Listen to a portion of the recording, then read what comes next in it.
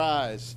I want to call the meeting to order. This is the Town of Fairfield's fifth budget hearing for fiscal year 2020. I'm going to ask Mrs. Gardner, our budget director, to lead us in the Pledge of Allegiance this evening. I pledge allegiance to the flag of the United States of America and to the republic for which it stands, one nation, under God, indivisible, with liberty and justice for all. All right. Our agenda this evening, this is usually this kind of esoteric night. There's not a whole lot of lobbying that goes on for these budgets. This would be, I guess, our general counsel lobbies for the legal budget, but other than that, it's OPEB, contingency, pension, fund balance, unemployment compensation, and the like. And we're going to start up with a follow-up item, which was the WPCA budget. You'll recall that discussion from a week or so ago.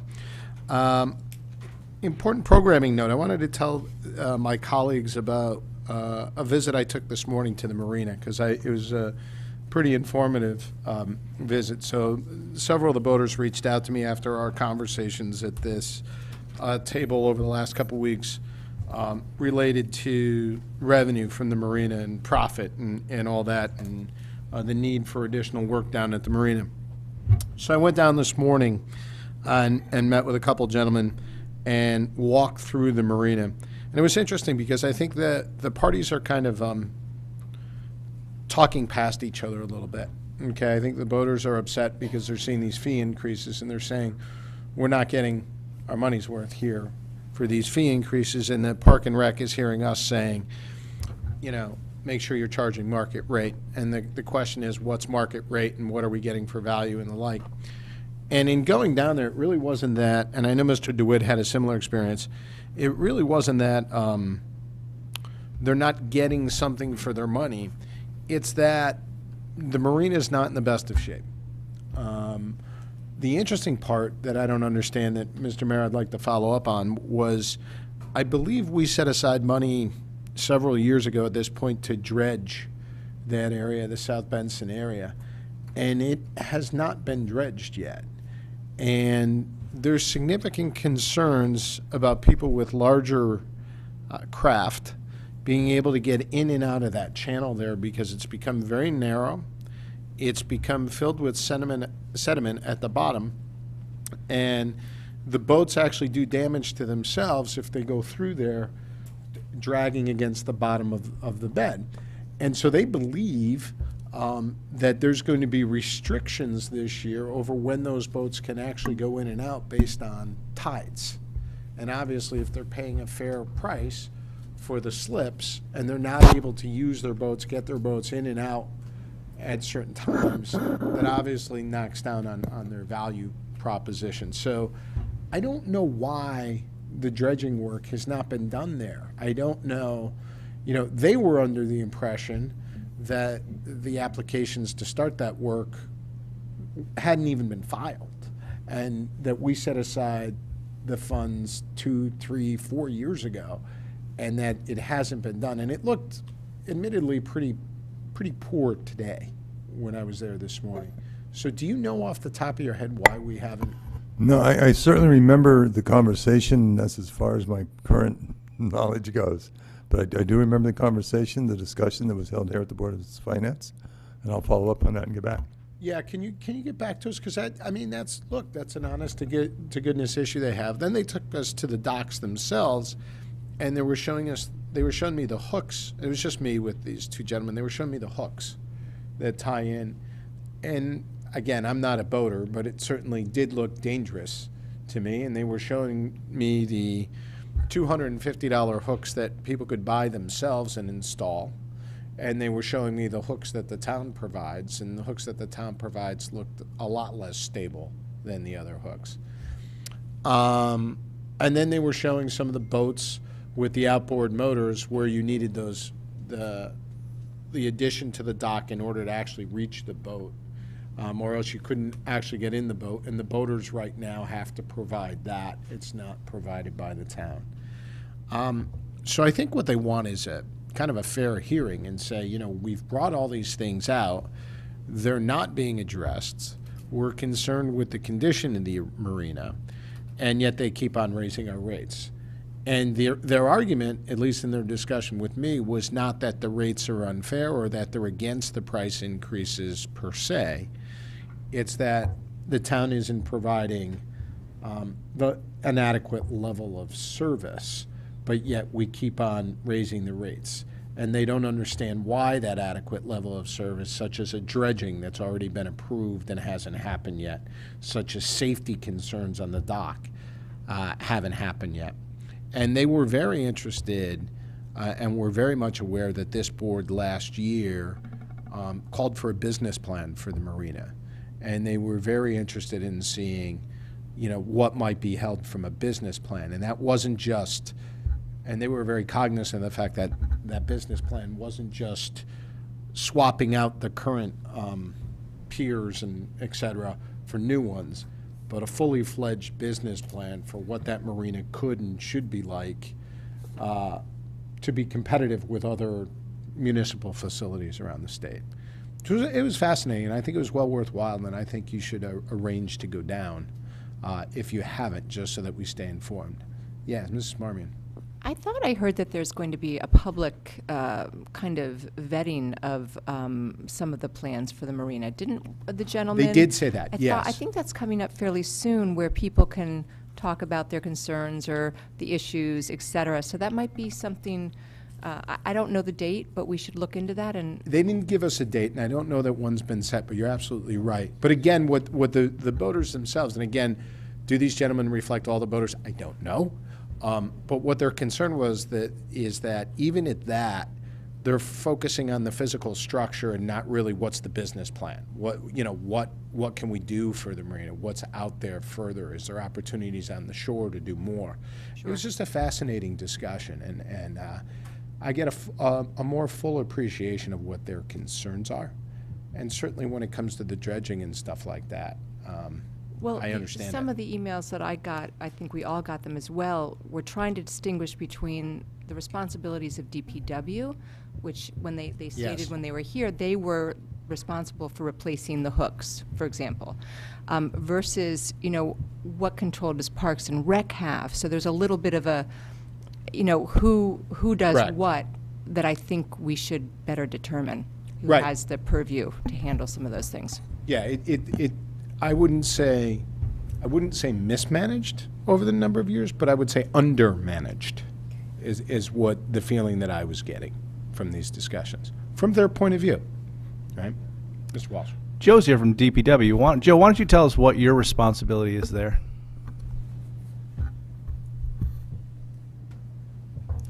And again, my apologies. This wasn't an agenda item, but I wanted to share, as we always do.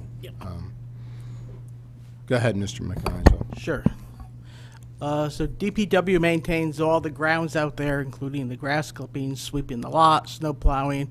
As it pertains to the specific items, the frog hooks themselves, so those are, some of them are original to the construction of the marina in the 1970 time frame, and those are literally hooks that there's, they attach from the docks to the boat, and that's how your boat is secured, by two hooks there that insert into the boat there.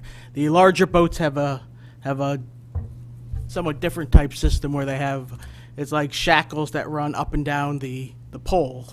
So those are maintained. There's 600 boats in the marina, and when they break, it's our responsibility to fix them. We get probably 50 at least work orders out of the 600 boats. So on any given year, we're doing whatever, 10-15% of the repairs to those units themselves. And when we say it's not maintained, so we're going on close to 50 years. And just like any, if you look at our furnaces, we look at our kitchens. If you go in a house with a 50-year-old kitchen, it's going to be outdated. So those frog hooks, the docks are original there. The sort of like the step stools that you mentioned.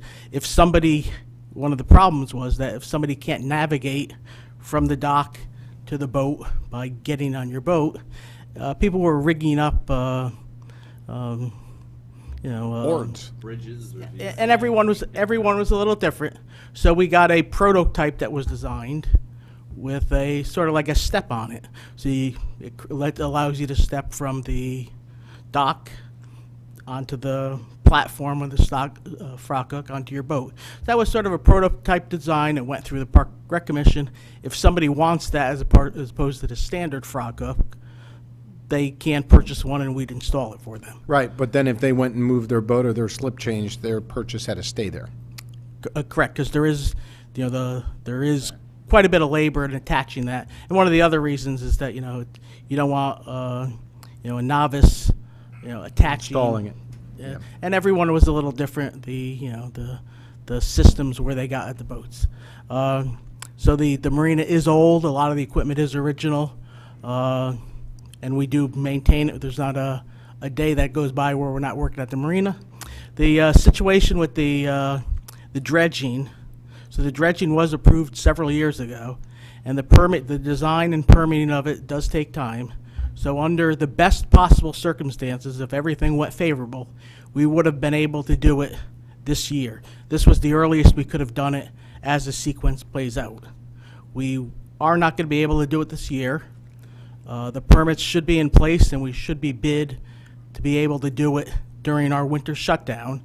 So not only is that the only time we could do it for the boating community, as a matter of permitting, that's the only time you could do it too. I think the window is October 1st to January 31st. Where can the boaters go to see that the permit has actually been applied for with the state? Because they don't even believe that things have been applied for based on what they've been able to review.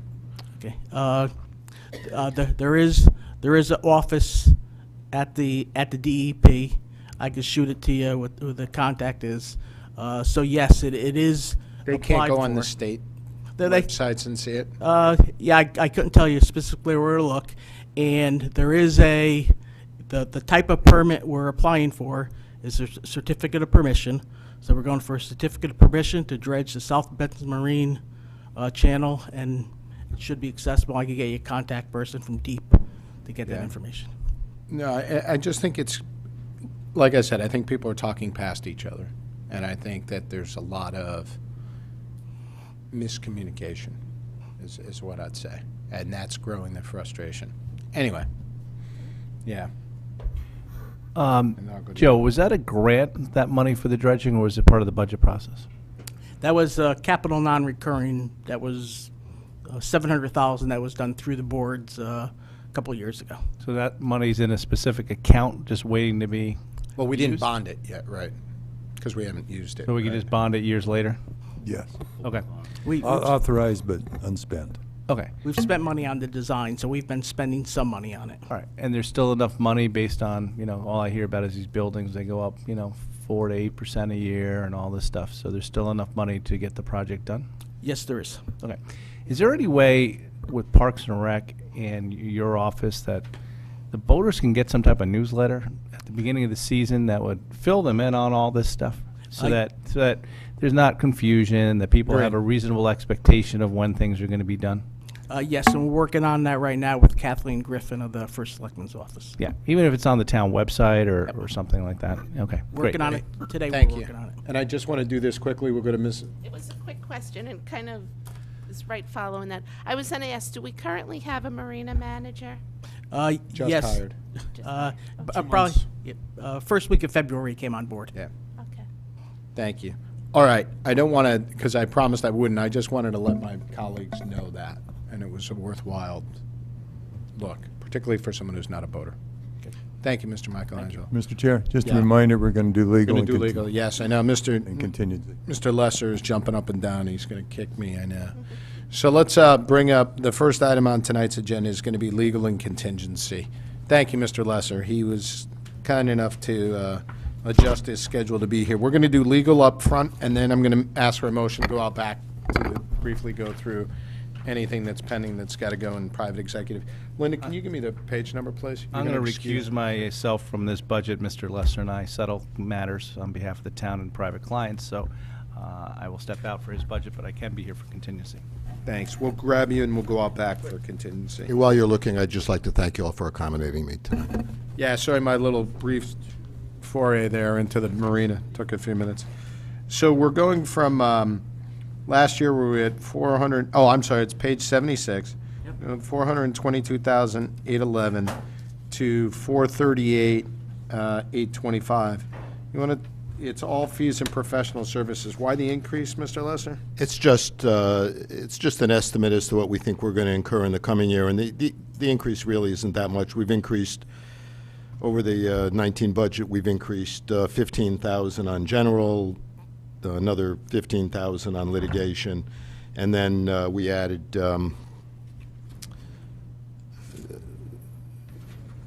another $5,000 on the employee labor line.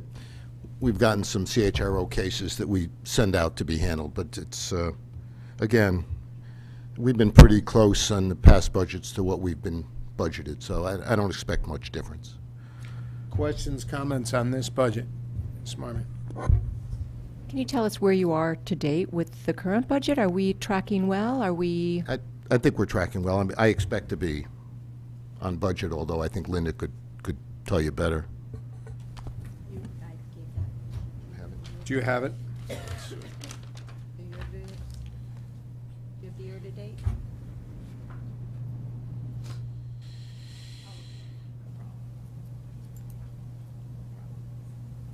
I don't think I have year-to-date here.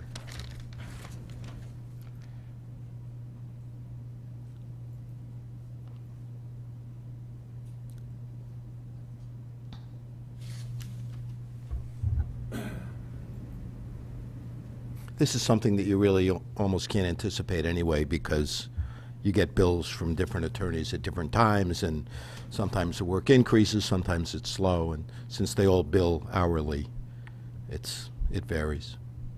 Usually, doesn't it go up in years where don't we put some of the assessment money in here? Well, there's tax appeals, so we have money budgeted for that. And we don't really have a lot. We haven't gotten a lot of tax appeals. I think we had about maybe 15 last year, Okay. and they haven't been filed yet for this year. They're just finishing up the BAA. So. Okay. Do we have anything? I'm just looking at the Munis year-to-date report through December 31st, and it's about 124,000. So it's 124,000 through December, Right. which may is be half the year. And which may be a year in arrears because of the billing. Maybe, I didn't understand. A month in arrears, excuse me. Got it. So if you add another 25 to 30 grand onto there, you're up 150. So we're not at 50%. So we're tracking below budget right now for the year. We're I almost understand. three-quarter. Oh, that's December, so you're halfway Say through the December, Got it. right. All right, can we get an update on that if you get a chance? Can we look and see what's come in cents before we vote? Mrs. Leclerc, did you have Just a- something? Do Do you have- legal fees for contract negotiations go through this budget? Yet they're actually in there.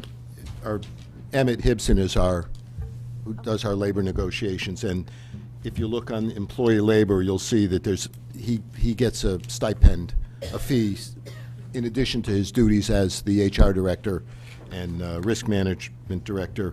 He gets a fee for the labor, which has actually saved us a lot of money over the years. So that's not in this budget? That is in this budget, That is yes. in this It's under employee/labor. If you look under the 19 budget, you'll see there's a figure there for Emmett. No, there's not an. No, we don't have Oh, that. I'm sorry, I was given it. He gets a flat $50,000 for all of the labor work. And that's not just negotiations, that's also if he has to handle grievances, has to go to arbitrations, things like that. Okay, so then that doesn't change year to year, so. Not, okay. not now, that's correct. Okay. Anybody else? All right, seeing none, we'll get some updated information on spending the best we can. I'm going to call the legal budget done. Can we go to contingency, and for that discussion, I'm going to ask for a motion to go into private executive. We'll go to Mr. Mottola. We have a second from Ms. Esmo. We're going to go into, all in favor of private executive? Okay, opposed? We're going to go out back. Yes. Mr. Chairman, can I attend? Yes.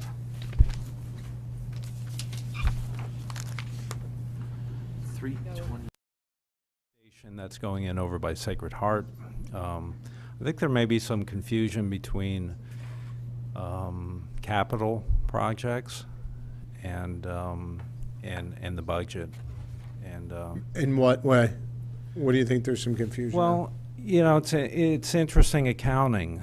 You know, we often, as a board, we're presented with operating expenses and operating revenue, and then kind of off to the side, we have cash needs for major projects, which in kind of the world I operate in are capital projects that require cash. So that's kind of where we are. I think the increase. What's the confusion? I'm sorry, I don't understand. Well, there's no confusion on our part whatsoever. You know, I'm trying to, I guess, imagine what the observations might be on your part. Go ahead. And please correct me if I'm wrong, anyone else. I thought we were told that there was a calculation of rate and that the taxpayers were being charged more than a calculation of rate purposely, and the remainder of that overage was being put into the contingency fund, I guess is the right word? Capital fund. Capital fund. That's what I recall hearing. Am I incorrect? Bob, correct, what's the balance of the reserve fund in the WPCA right now? We do have a reserve fund in the WPCA. And The question really was, is each taxpayer being paid go to Bob. or Get being a number charged first. the exact amount, or is it more than the amount that we need to cover in a given year? when we went to go set the rate in September 7th, the recommend to break even at the sewage treatment plant, the rate was calculated to be $3.06.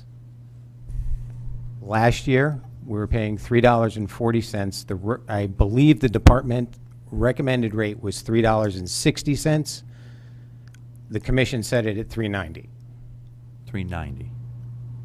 So now, Let me mention that that's based on usage, which is water usage, which has been dropping. So when you take that into an account, the actual increase is 4.7%, or about $200,000. So we're talking about a $200,000 net increase here. Again, assets of close to $200 million and about $5 million in major projects underway. Let's get an answer to Mr. DeWitt's first question, which is how much is in the reserve fund at this point? Okay, well, I don't want to call it reserve fund. It's basically an equity fund. It's not a reserve Yeah. fund, okay? Secondly, I think where the confusion came from is... Bob, answer the Oh, question. that's about $7 million. I don't know the exact amount, but it's close to $7 million. So it's plus $7 or million. minus. Let's stop there, then we'll get your thing afterwards. What's that going to be used for? Projects?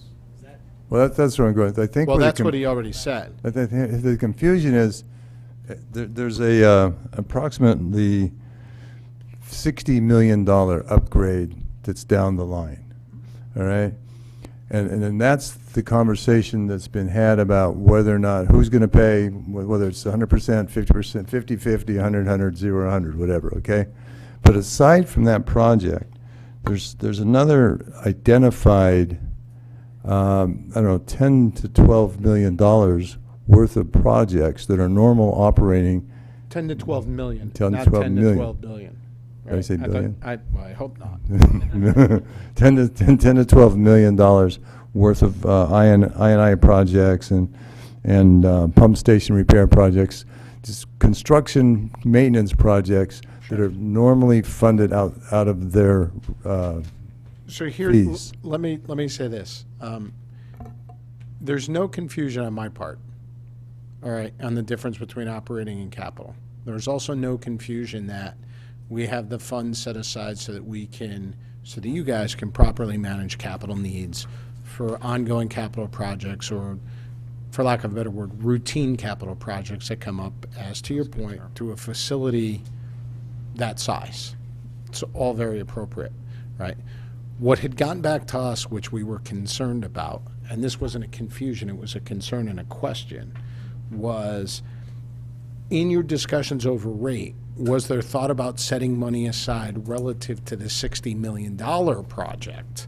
Because that's where we had the issue is, wait a minute, are they already setting aside money for that when we haven't yet determined how that's going to be funded as a town? And that was the question. Are we setting aside, was that 390 versus 304 or whatever, was that taking into consideration setting aside money for the $60 million project, whereas we haven't decided collectively how we're going to pay for that? That was the question.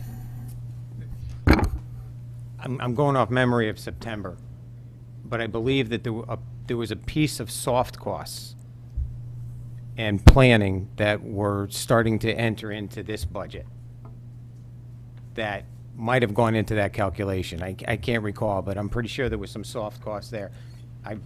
But they were I can't remember the dollar amount. Yeah, look, we don't tie it dollar to dollar. I mean, we have $7 million in an equity fund. We have about $12 million in projects that are going to get done before we even do the plant upgrade. So we're not putting money aside for the plant upgrade. That's Okay, going to be, so that's what you're saying. That's There's what I'm no saying. money being put aside for the plant upgrade. Mrs. Marmy, because that was the question. That was the entire thing. I'm just wondering, in Mr. Bateson's comments, do you have meeting notes where those might be, where your memory might be kind of solidified in, I'm sorry? I'm looking right now. Okay. I ran from September. Yeah. I can't find it now. Here's the meeting notes here. Is it in there or no? No.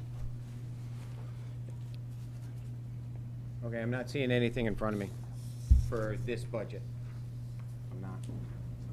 Okay. Yeah, I'm happy to read the important paragraph in the meeting notes if that's helpful. I I totally trust you guys. I'm not. Sure.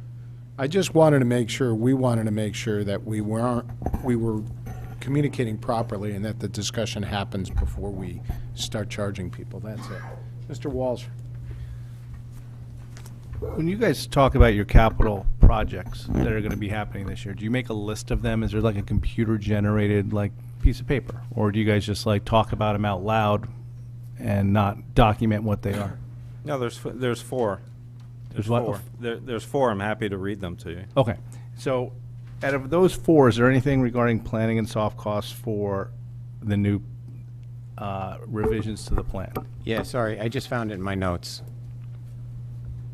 I had a memo from WPCA for proposed costs for fiscal year 19. We have $3.5 million for wastewater plant upgrade design. So it is starting to be reflected in our capital. So So is that That's part what of that that is. $10 million or $12 million that Mr. Mayor was quoting? as the rate's approved, yeah. Sounds like it's part of the 390. Now, there's $3 million that have been approved by all town bodies. It's the WPC generator replacement, the East Trunk Line replacement, and the Mill Hill Pump Station generator, and the Easton Turnpike Pump Station. That's $3,000,003. There's another, and my memory was a little bit faulty. It's actually about $15 million of projects that are not related to the upgrade, which are the Easton Pump Station, Fairfield Beach Road Pump Station, the East Trunk Line, an I&I study, Center Street Pump Line, and the Pine Creek Pump Station. Those actually add up to about 15 million, not 12. Then there is the future wastewater, those are proposed, have not come before the town bodies yet, but those are ongoing operational maintenance costs that will be incurred. Then in addition to that, there's $4.5 million after, $3.5 million after grant potential for the wastewater plant upgrade, and there's $46 million after grants for the wastewater upgrade design for the $3.5 million, and a net 46 for the wastewater plant upgrade construction. Now, I am assuming that they have just talked about all of these in their meetings because they've all been identified and they're all documented. But the amount of funds that are available today for their ongoing maintenance, construction requirements, and their operations is really inadequate. The current the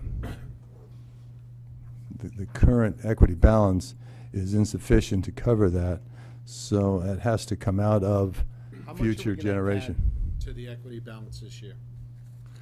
The potential to add to the equity balance this year is, I don't know. This year being 19, right? Yeah. Yeah. Yeah, Bob, I have a uh, number based on the 360 rate. I don't have the 390 rate. No, it'd be Yeah, the 390. Yeah. It's just 390 is It's 1.2 million. one, yeah, 1.2 million. 1.2 million. So that will increase them to like 8.5 million.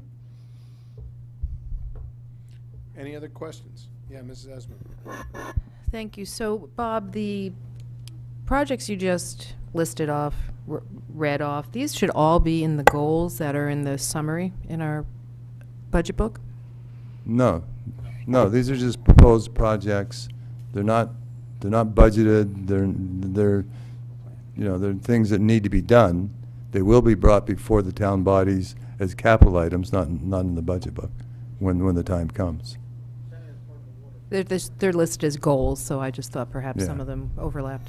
Well, what Mr. Michelangelo is saying is they're presented as part of the waterfall in the fall. Right, Yeah. but not in the budget book. No, they never are. Right. Mr. Walsh. So the equity fund is $7 million, approximately $7 million. Yeah, I You're think going to so. do $5 million worth of projects this year, correct? So that'll leave you $2 million plus the 1.2. It's 3.2. That's $3.2 million. When you come to us next year, we're going to be able to see $3.2 million in the account? Yeah, or more. I mean, yeah. I would say There- it's there's a bit grant more monies, dynamic too. than that. I mean, part of the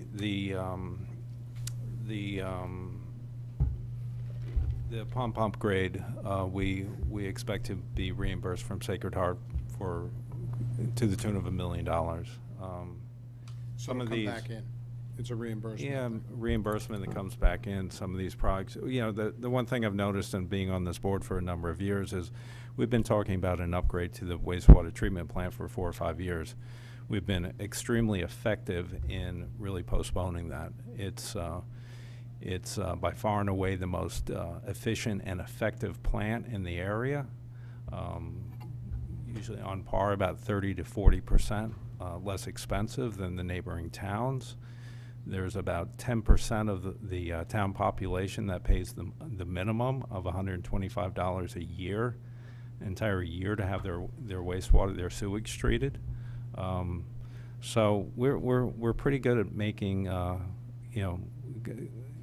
operating on a pretty low budget. Don't we have this plant, doesn't it have to, at a certain time, be replaced, regardless of all that? I understand what you're saying. Yeah. But I thought we had some type of, sorry, I thought we had some type of requirement to replace it. We really need the fortress built around the plant first, which is the hardening project that was approved 4 years ago.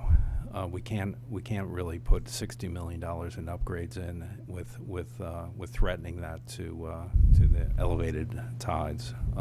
So that needs to go forward first. And what's taking that so long? If the money was approved? I think it was approved in the 15 budget. It's Yeah, what's taking so long? Good part of that is reimbursement from the state. All right. Is that what's going on, Joe? I mean, what's going on with that project? Because we're finding out about projects tonight that, like the dredging and whatever, stuff that we thought was done and was completed, and now all of a sudden they're large projects. But we're also finding out they're still not done, and we stopped talking about them 4 years ago.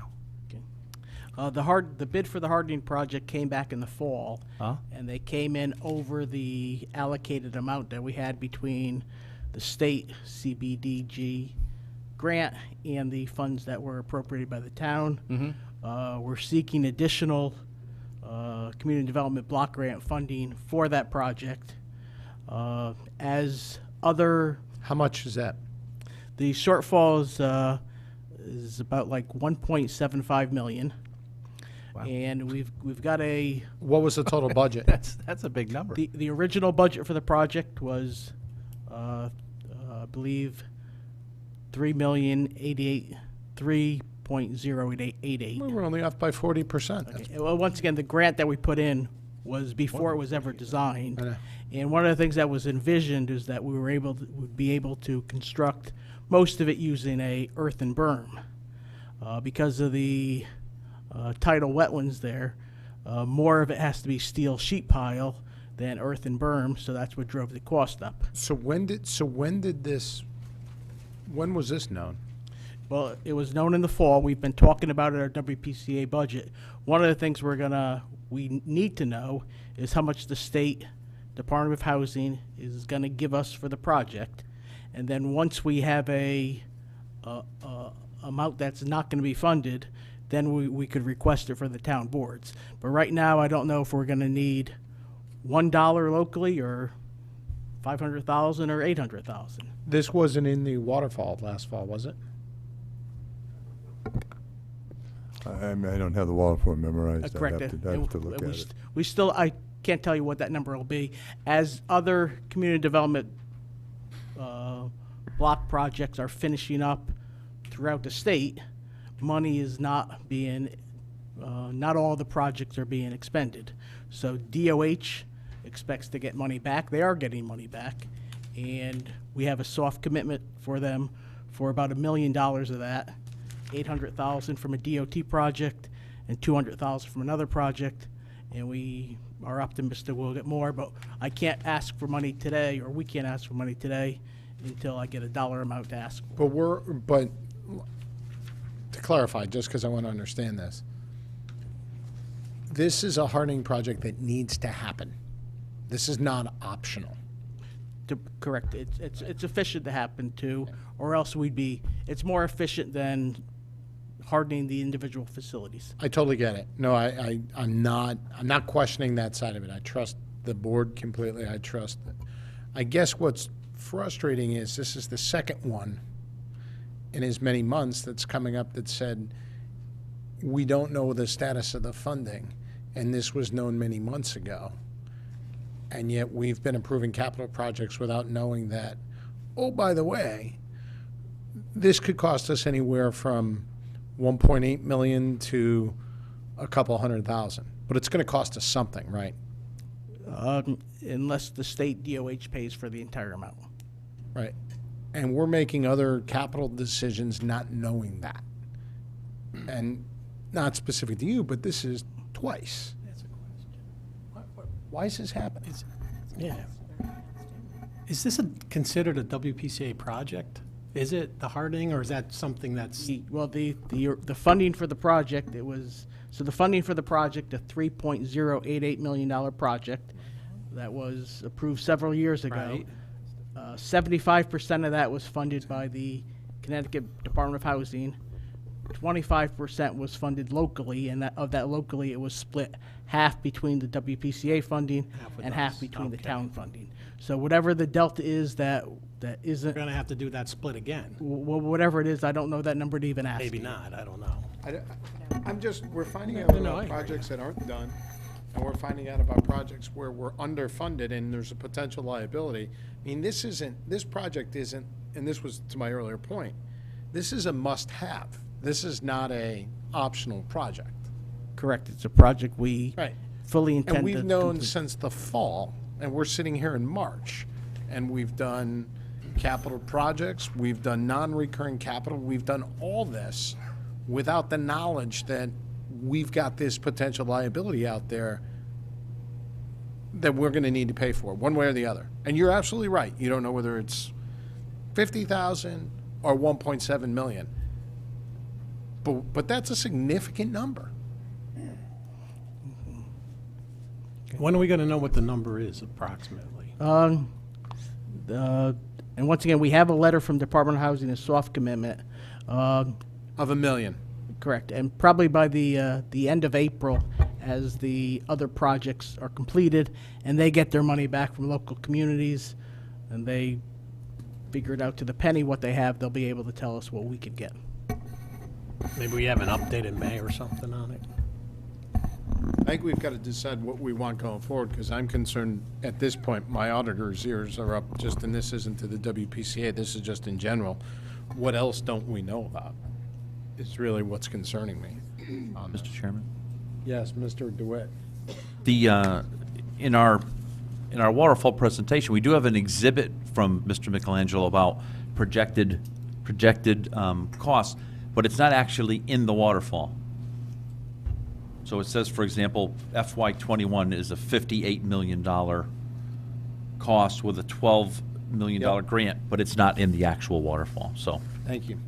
Yeah, because some of that, well, we're not sure how that one's going to be funded. That's one of the reasons on that. Yeah, but even the interim projects of 4 and 7.5, they're not in here either. They come out of the, most of them come out of the revolving fund. I think, Or whatever you'd Would call they it, come- the I investment think fund. Mrs. Saxel made a different waterfall for the WPCA projects. Yeah. Because it that's comes right, right out so- of that, the recurring I fund. think or- Mr. Michelangelo's right, yeah. Any other questions, comments? Mr. Walsh? Mr. Mayor, is it possible that our quarterlies that we could be Oh, he's right. advised of stuff Sure, like yeah. this?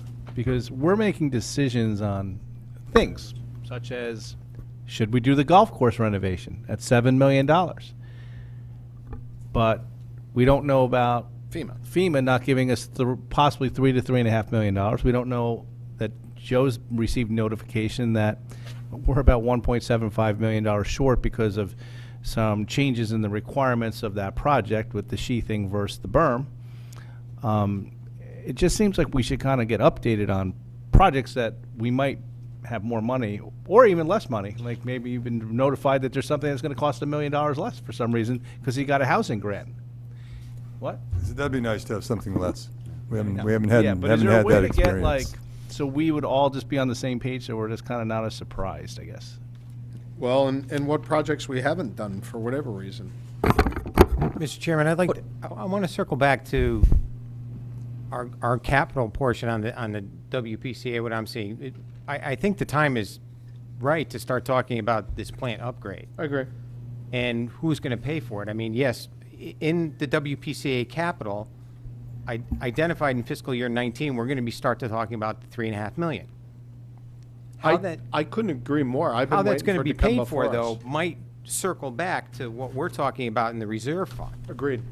So, I mean, one of the reasons I was upset when we set the rate is that going forward, how's that cost going to be handled? Is it going to be 50-50? Is it going to be 100% sewer, 100% town? Because that determines, I mean, to Mr. Walsh's point, the math you just walked through on that reserve fund next year isn't correct because we haven't determined how we're paying for it. Right. Correct. So I couldn't agree more. I've have been a waiting for it $3.5 to. million project that I'm considering that, is it going to be 1.75 coming out of the sewer fund, reserve fund, and 3.75 in a town bond? This is stuff that I'm just. So we've been waiting to kind of get this. Like, we've been waiting for it to be brought forward. I think we're kind of here because we've already set the rate. I understand. I've been waiting, quite frankly, for the Board of Selectmen to say it's time to have this discussion, and we all need to be We involved did have a in it. meeting on this. It wasn't really productive at that level because we're waiting on how everyone feels. I know how I feel, but I'm one person of a 3-member board. Can you bring that back on the Board of Selectmen? And then happy to have joint meetings on it or whatever you guys think is appropriate on how that moves forward. But I have been waiting for that to come back because we've had the conversation. I think we're there. If we're starting to talk soft costs, and I'm starting to see it in the plan a year or two out, the big money. I couldn't agree more. All right. So, Mr. Chairman, I'm going to go to Mr. Mottola, and then we'll go to. I just wanted to follow, Mr. Michelangelo's right. There is an individual Yeah. waterfall in here, including funding sources for this eventual need for $65.5 million, so. Right. Go ahead, Mr. Mottola. Yeah, I agree. We need to start talking about how we're going to fund this project. It's kind of an unusual one because it usually doesn't happen this way. It's every so- generation. Yeah, so it's, how did we do it the last time? Does anyone Well, we've been remember? waiting for that, too. We did ask. Last time was all town. It was all town? Yeah, Okay. All town. All right. Okay, yeah, I agree. Mrs. Esmond. So at this point, there's no date certain this project has to be done by. I mean, that hasn't been established by any authority or any. Okay, thank you. hasn't been established. So one of the triggering mechanism, I think Mr. Walsh was recalling, is once our plant was at 90% of capacity, that's what triggered our facilities plan. But with that, there's a lot of the components that are starting to be at or beyond their program life. And the last major upgrade is 20 years ago now. So one of the things you do here is evaluate every component. Well, what's going to last 5 years? What's going to last 10 years? What needs to be replaced yesterday? So, But getting back to our original question, you guys are not setting aside funds out of your operating budget right now specific to the plant upgrade at this point in time. No, the answer to that question is no. That's what we wanted to know. We do have to start having the other discussions over how we're going to pay for this. And if you are looking at soft costs this year, I think you're absolutely right, Mr. Bates, and it's got to be sooner rather than later. I agree. Mr. Walsh? First of all, just to end my conversation, which I wasn't done with Bob, so you could put something together presenting at the quarterly, so like a given project like this would be a one-page thing telling us why the reasons things are changing. Yeah, we basically once a year send out requests for, but we could do that quarterly. Yeah, I mean, if you hear something like we're getting turned down on FEMA money in the fall, just at the next Board of Finance meeting, present us with something at the end of the night or something like that to explain what. Yeah, we always ask for other communication. These are the type things that Well, I should think come he's out of thinking that. about letters when you say communications or emails. Like I understand, but that came in a letter. But maybe Right, exactly. I saw it. Or maybe we could just also add change of town projects Yeah, or something I got like you. that. All right, and Mark, and I don't mean to be so familiar, I just didn't catch your last name. So, if you don't mind, the going from the to the 390, was that a larger increase on a percentage basis, year over year, versus the increases you've been seeing, say, for the last 5 years? Well, I don't have the increases in front of me, but I think it's important to recognize that at least when I came on this board, there was about $1 million of cash which seemed ridiculous. So over the last few years, we've increased from $3.15 to $3.25 to $3.40 to $3.90. At the same time, the usage has been dropping. So while it looked like a 14% increase, in reality, it was about 5%. Okay. Again, we're keeping Rate keeping the minimum level at $125 in place, and the average household pays about $350 to have their sewage treated on an annual basis. I personally have a septic tank. I would love to be on the sewer system. Anybody else? And well, I think you're doing a great job pushing this off, and it's been whatever. Does that come with a cost by pushing it off because of inflationary and of dollars for construction and things like that? To some degree, does it make sense to at some point just jump in and do it because pushing it off? Yeah, I'm going to say one thing and then pass it over to Joe. To the extent we're asking for other people to participate in the payment of this, we're somewhat at their beck and call in terms of when they're going to participate in the payment of, of studies and so forth. yeah, so the design process is a lengthy process too, and the construction's lengthy too. So, but yeah, when the next, the completed plant should start, or the plant construction should start in the next 3 or 4 years, should be completed in the next 5 or 6 years. Just as a general time frame, or else, there'll be more and more of the major components that'll fail, and these are $100,000 components that start failing. That's all I have. Anybody else? Mr. DeWitt? I just want to address Mr. Walsh's comment from before about wanting to know, prior projects that have been moved out. As far as I'm concerned, that's the waterfall. That should be our September discussion about what projects we might have, allocated that have not yet been bonded. The only issue with it is some of these things came to light between the waterfall and when we approved FEMA letter. the FEMA letter. Well, okay, so maybe we need to do it twice a year. I don't know, but I think mean, quarterly is fine, to just, particularly big ones where we just yeah, say, if you want a quarterly waterfall movement, right? That's it's not even really waterfall, Oh. it's quarterly, just what projects have started, haven't started, where do we have funding issues? There's a problem, let us know, that's it. Right. So I'm saying Yep. that's part of, that's why, for something like FEMA, where we did get a letter, yeah. we do something every month that says other communication, right? And it's like, that was big enough. Yep. Got it. Somebody else? Gentlemen, thank you. Thank you, gentlemen. Thank you very for the much. clarification. Two final comments, actually. I misstated. The fund balance is actually not 7.4 million, it's 8.4. Just to correct that, apologize for that.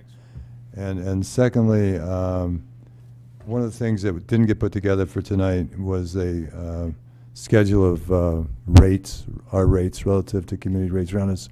And I think these gentlemen probably are aware. I mean, they might have it, I don't have it.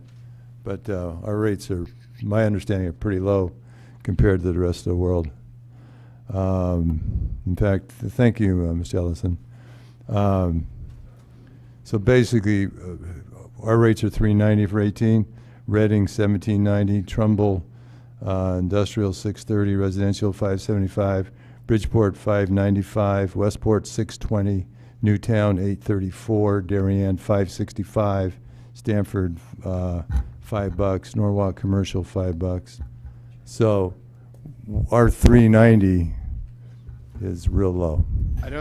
I think that's great, and I don't think that was our concern, nor do I think anybody thought that it wasn't being managed well. I think the question was just, are we getting in over our skis relative to the project? And I think Mr. Bateson brings up an excellent point.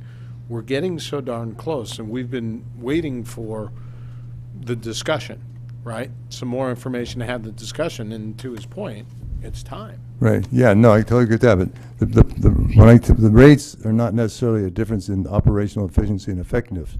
The rates are, the difference is in funding capital projects and that type of thing. No, I get it.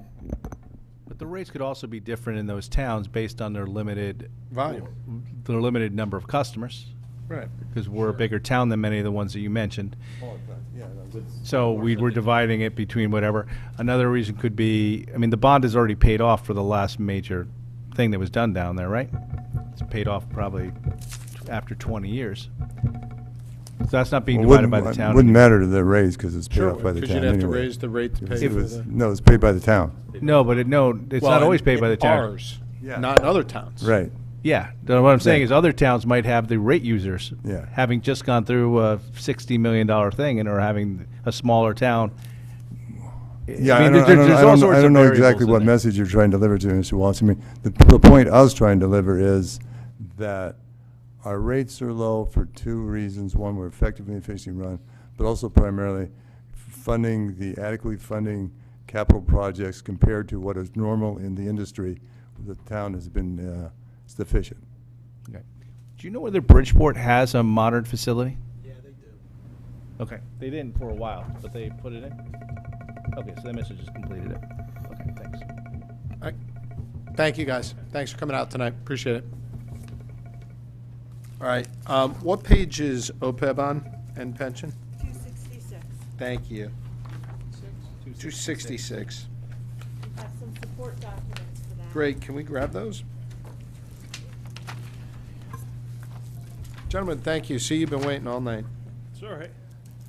Could have been last, I don't mind. The support documents begin on 296 for pension and continue with OPEB.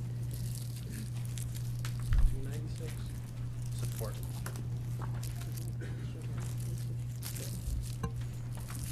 Okay, see, first of all, let's see where we're going with this, year over year. Okay, so you said 266, right? That's the high level. Yep. Thank you. This part of the book always confused me. Is Yeah, as an introduction to this, the OPEB evaluation is done by every 2 years, biannually. Sometimes it's two, sometimes it's twice. The last one in 2016. The budget number for the OPEB that's in your books is based on a placeholder from the 2016 valuation. Excuse me. The 18 valuation has just been completed, and we have new numbers, and there's a significant savings in the budget, both police and fire and town. Okay, so in retirement contributions, we're going down year over year. And in retirement contributions, police and fire, we're going up. Right? Can we get the difference in those two?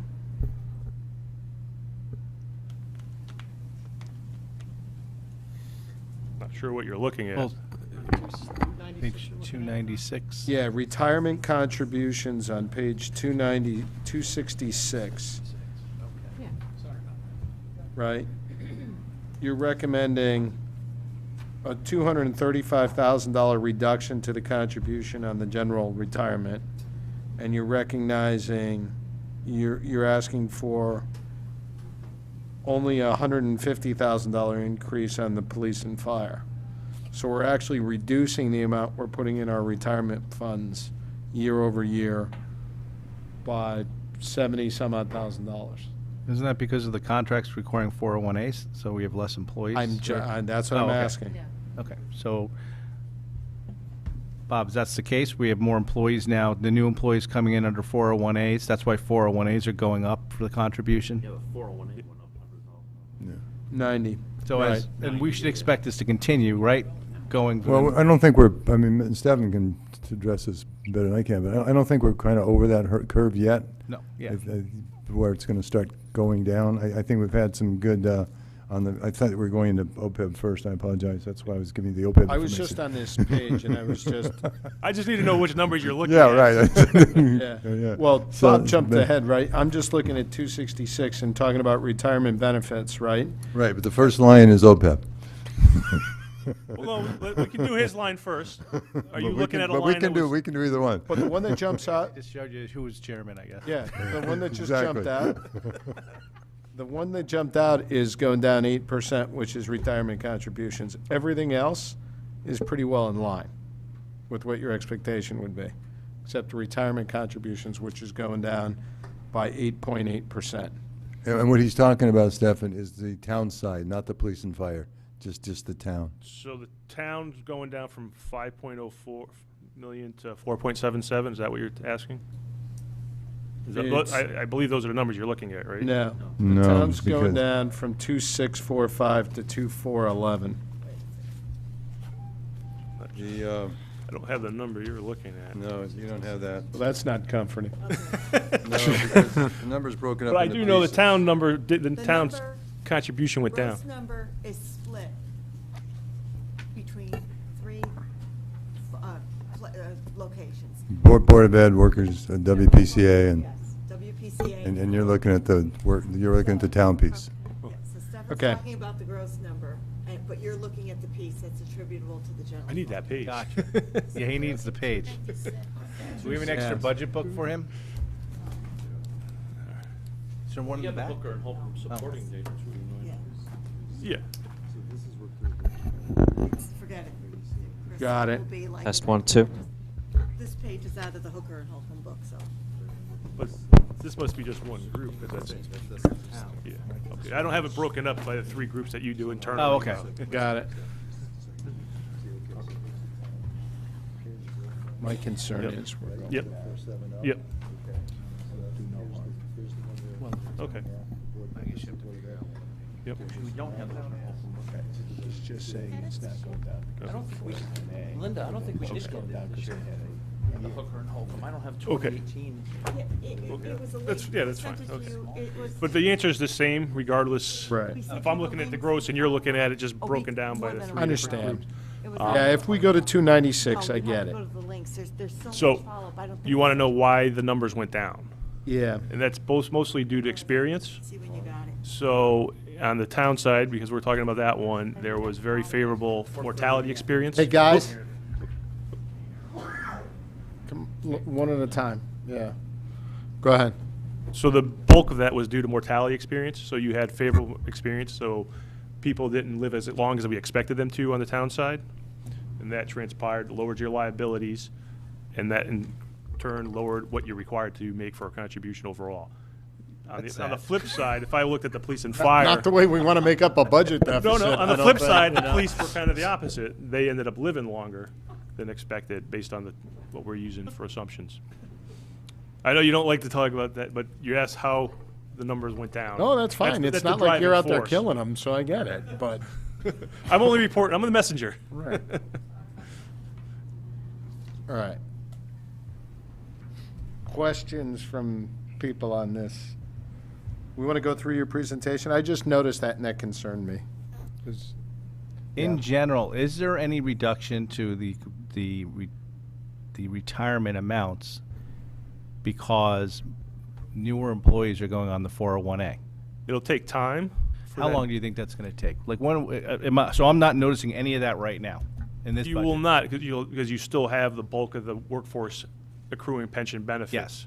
So as those people start to retire and there's less actives, Mm-hmm. the actives will start to drop that cost. Now, if you're just looking at the town side, that's where you're going to see it. But because we aggregate it, I always look at the numbers and combine with the police and Combined. fire. Yep. The police and fire will tend to go up Yeah. as over time Mhm. with payroll increases, whereas the town, because it's a closed group, that'll start to dwindle down, and eventually it'll be you'll start to see the savings. And I don't know without knowing the specific demographics of your. When we originally went to the 401A, I do remember this conversation. It was 7 years. Yeah, I would say at least 5. We're probably 2 years in, so Hmm. it may be 5 to 10 years. But we're a couple years away in what Absolutely. your experience is Yes. from having a meaningful difference. Yeah, because the way I look at it is in our projection, if we look at all assumptions being realized after about 3 years, your contribution will level off. And mostly it won't go down so much, as what I said, because of the police and fire, when we're looking at an aggregate. If Understand. you just looked at the town, then yes, you will see it start to drop, probably after another 3 or 4 years. Got it. That's page 296. Do we want to go into their presentation? Do people have questions? I just had another requirement question. On the Sure. 401A, are we going to start incrementally start seeing that increase because As more a people new get into employee it, comes yes. in, the next one, a couple Absolutely. more come in, we're going to start seeing that number go up? Yep. Okay. And eventually it shouldn't, overall cost should end up starting to trickle down, and it'll eventually level out. Okay. How And, many? and by the way, the 401A will go up because of salaries and all that. As because well, the yes. increases, yeah.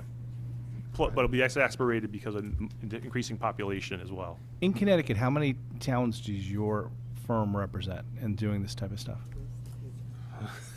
That's a number I didn't have.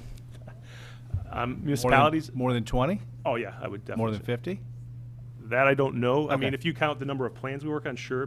Okay. Especially if you start to count OPEB as well as pension plans. So let me ask you a question. Are you seeing other communities going to where police and fire are starting to go to 401As for new hires?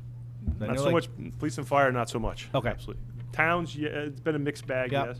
But a lot of it, you have multiple things that get negotiated when you try to get them to switch. Mhm. And what's usually the trade-off? Retiree medical benefits, Sure. contribution, Yep. so there's a lot of different things you have to kind of weigh in to say what makes the most sense for each individual municipality. Okay. All right, thanks. Any questions on, we're on page 296. We were just kind of going over the general questions, right? Just some observations we had. The reason I went right to that is a number of years ago, we put in a policy here that we referred to in this regard called do no harm. You know what? Do no harm. Okay. Which meant on any given year, because what had happened was for a period of years, the town had done so well with its pension return and everything, that we stopped putting money away. Contribution holiday. Right. And we all know where that And, gets a lot of and places. then we ended up, the Madoff thing happened, other things happened, and all of a sudden, we're down. It's very difficult to go back to where you were if you don't Correct. continue. So we had to come back up. Yep. So this board adopted a policy at that time saying do no harm, which basically said, hey, if we had a great year, great. We'll just put in the same amount we put in the previous year.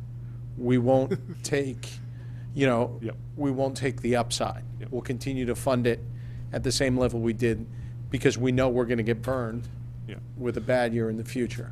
So when I saw a large negative, pending what Mr. Walsh said regarding the 401A and the impact of that, it was, what are we doing here? Yep. Right? So that was the reason for my question. Absolutely. And to your point, we always try to, at least I used to always try to tell, it's pay now, pay later. And- Right. And as a minimum, what any municipality or any entity should be looking at is, we should at least be paying those benefits that are earned in that current year. And that's because you aren't the only one alone that did that. You know, the state obviously did that for many, many years. And that's why, you know, you find yourself behind the 8 ball, so to speak. No, exactly right. And we've been trying to be very diligent and Yeah, and doing you're that probably here. better funded than a lot of other municipalities have worked on. Yeah. You know, you're in the 80% range, 85. So that you've actually made up. So you got back to where hopefully, you know, Yeah, where so you're my, comfortable. my apology, it's short-circuiting your presentation, but that No, jumped out I'm like a here sore to thumb. answer your questions. You know, So- I can spit out numbers, but they may not mean anything. So it's better that you ask what you want to find out more information on. Thank you. With that in mind, are there any other top-level questions at this point? If you remember, Mr. Chair, we had discussed that Stefan would come with numbers and Q and A as opposed to a formal presentation. Yeah, but it seemed like he had something he wanted to say, so. No. I just had the stuff prepared just to anticipate your questions. Okay. You know, I just had to have the backup material in case I didn't know it off the top of my head. Okay, let's open this up to questions and from board members on this, and thank you, Mr. Mayor, for that. Any other questions besides that observation on retirements? Anybody else? Oh, Mrs. Esma, please. Thank you. So in general, over time, I think you said it would take 2 or 3 years to see the migration. Not so from- much the migration, just for the contribution to level off. Right. But ultimately, we've projected that the town will see a savings. You should, because you're Going probably from paying less defined as a percent of benefit. payroll into the 401A that you wore to fund the pension plan. There's two things to it. You're absolutely right, there should be a savings, but it's also, the other opportunity is, it's much more projectable, because it's not based on an actuarial assumption, it's based on a calculation. So it's easier to manage on the town side. It's an easier number Easier to budget. Because you know what your payroll is, and if you're paying 5% of payroll, you know what that number's gonna be at the end of the year. Okay, thank you. Whereas when you start budgeting, when you start funding the pension plan, there's a lot of things that happen. Experience, a plan, however the assumptions are realized, then you always have the other big hurdle is the investment experience. What happens there? Was it a good year or a bad year? Good years, your contribution goes down. Bad years, it may not. Others? Yes, Mr. Walsh? The OPEB health for both town and fire. What is this based on in regards to the projection of what those costs will be? Is this an actuarial figure? I mean, what are No, you we- projecting health costs to go up at and things like that? We start our trend for 18 at 7%, drop it down 0.5% each year to an ultimate rate of 4.6% long-term. Okay. That's got inflation built into it and baked into it. We're assuming 2.6% long-term inflation. Okay. That Is it- used to not be the case, though, right? Do you remember the years Yeah, I'm where they trying to said it think. was, they'd do like a 2 years at like a 5 to 7% increase, and then they'd flatline it going forward? Do you remember that in the past? Well, that's what we're doing. So You are flatlining it. 7, 6.5, 6, 5.5, 5, 4.6 flat. So But you're at least doing 4.6 in the out years. yes, I think in the past, it 4.6 used is to be the ultimate 0. rate. So it'll stay 4.6 after 2023. You know what I don't see here, and maybe I'm just missing it, and Mr. Walsh, I'll come right back to you. sure. Do you know why we have the projections of where our funding levels are? We funded this much, this percentage, that percentage. I don't see that here for either the No, I pension or didn't, the OPEB. I don't have that. Do Do you know what I'm talking about? Yeah, the funding levels, the 90 whatever What percent. Yeah, basic? exactly. Is it on Yeah. OPEB or is it on Both. pension? We used to get it on both. Yeah, We haven't finished the OPEB report, so I don't have that, but certainly in my big presentation, I did have those numbers. Can you Where- just give us that? You can, yeah. You wanna grab, I mean, I have extra copies of oh, the presentation. please? Grab Do you have one. enough for everybody? He does. I think I brought 10. Thank you. You're close. Mr. Walsh, my apologies. I just No, noticed I was missing. But go ahead, please. Okay. That's the main presentation. Okay, the one, Yeah, also, you do have this, in one of the handouts, you have the link to this, Yeah, in the initial handout, initial distribution. from earlier today. No. Oh, the earlier. The early. I knew I First saw it. one, actually. Introducing Brian Mindorf. Thank you. Page 12. The main man on the OPEB side. And then 15, I don't have it for the OPEB yet. I haven't built that Where chart. about are we on the OPEB side, though? Rough number. Well, we do have the percentage. You're Yeah. currently 31.3%, and that's up from 2 years ago at 25.8%. So we're trending in the right direction. Yeah, and there's a couple things that happen that helps that out. Obviously, you're funding a little bit, but you also got some savings on premiums. Although they went up for the pre-65, the bulk of your liability happens to be with post-65 retirees. And those premiums, you had good experience, so they ended up coming in much lower. Can you step us through on the Mr. Walsh, you, please, go back to what you were. Can you give me a sense on the individuals that are on the 401A? How much has that increased this year versus the previous year? How many? That, I don't have that information. Okay. I'm not involved in the 401A plan. Bob, do you have any sense on that? Yeah, but it's in, I mean, I don't need exact. I mean, has it gone up like? it's in the budget book. We have, we basically, this, we take 5% of the people to current, make an assumption on what the turnover might be, add 5%, salary increases. Okay. So the number is, it's $415,000 in this year's budget. For this one.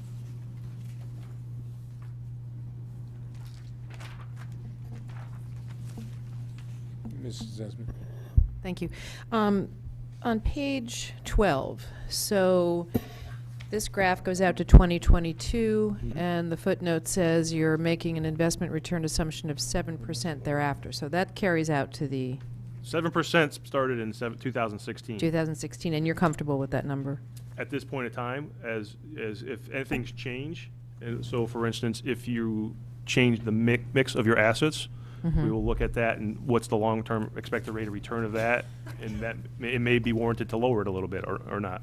So that we'll have to look at that as things change. But as of today, you're comfortable with that number? Yes, so to speak, there is a chart here that kind of shows you of all the municipalities where they're.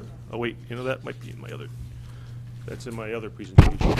So I could give you this one as well, where they surveyed 192 municipalities as of 7/1/17 from the CAFRs, where everybody's interest rate was 7% is about the median. It's about 6.92 is where they're at.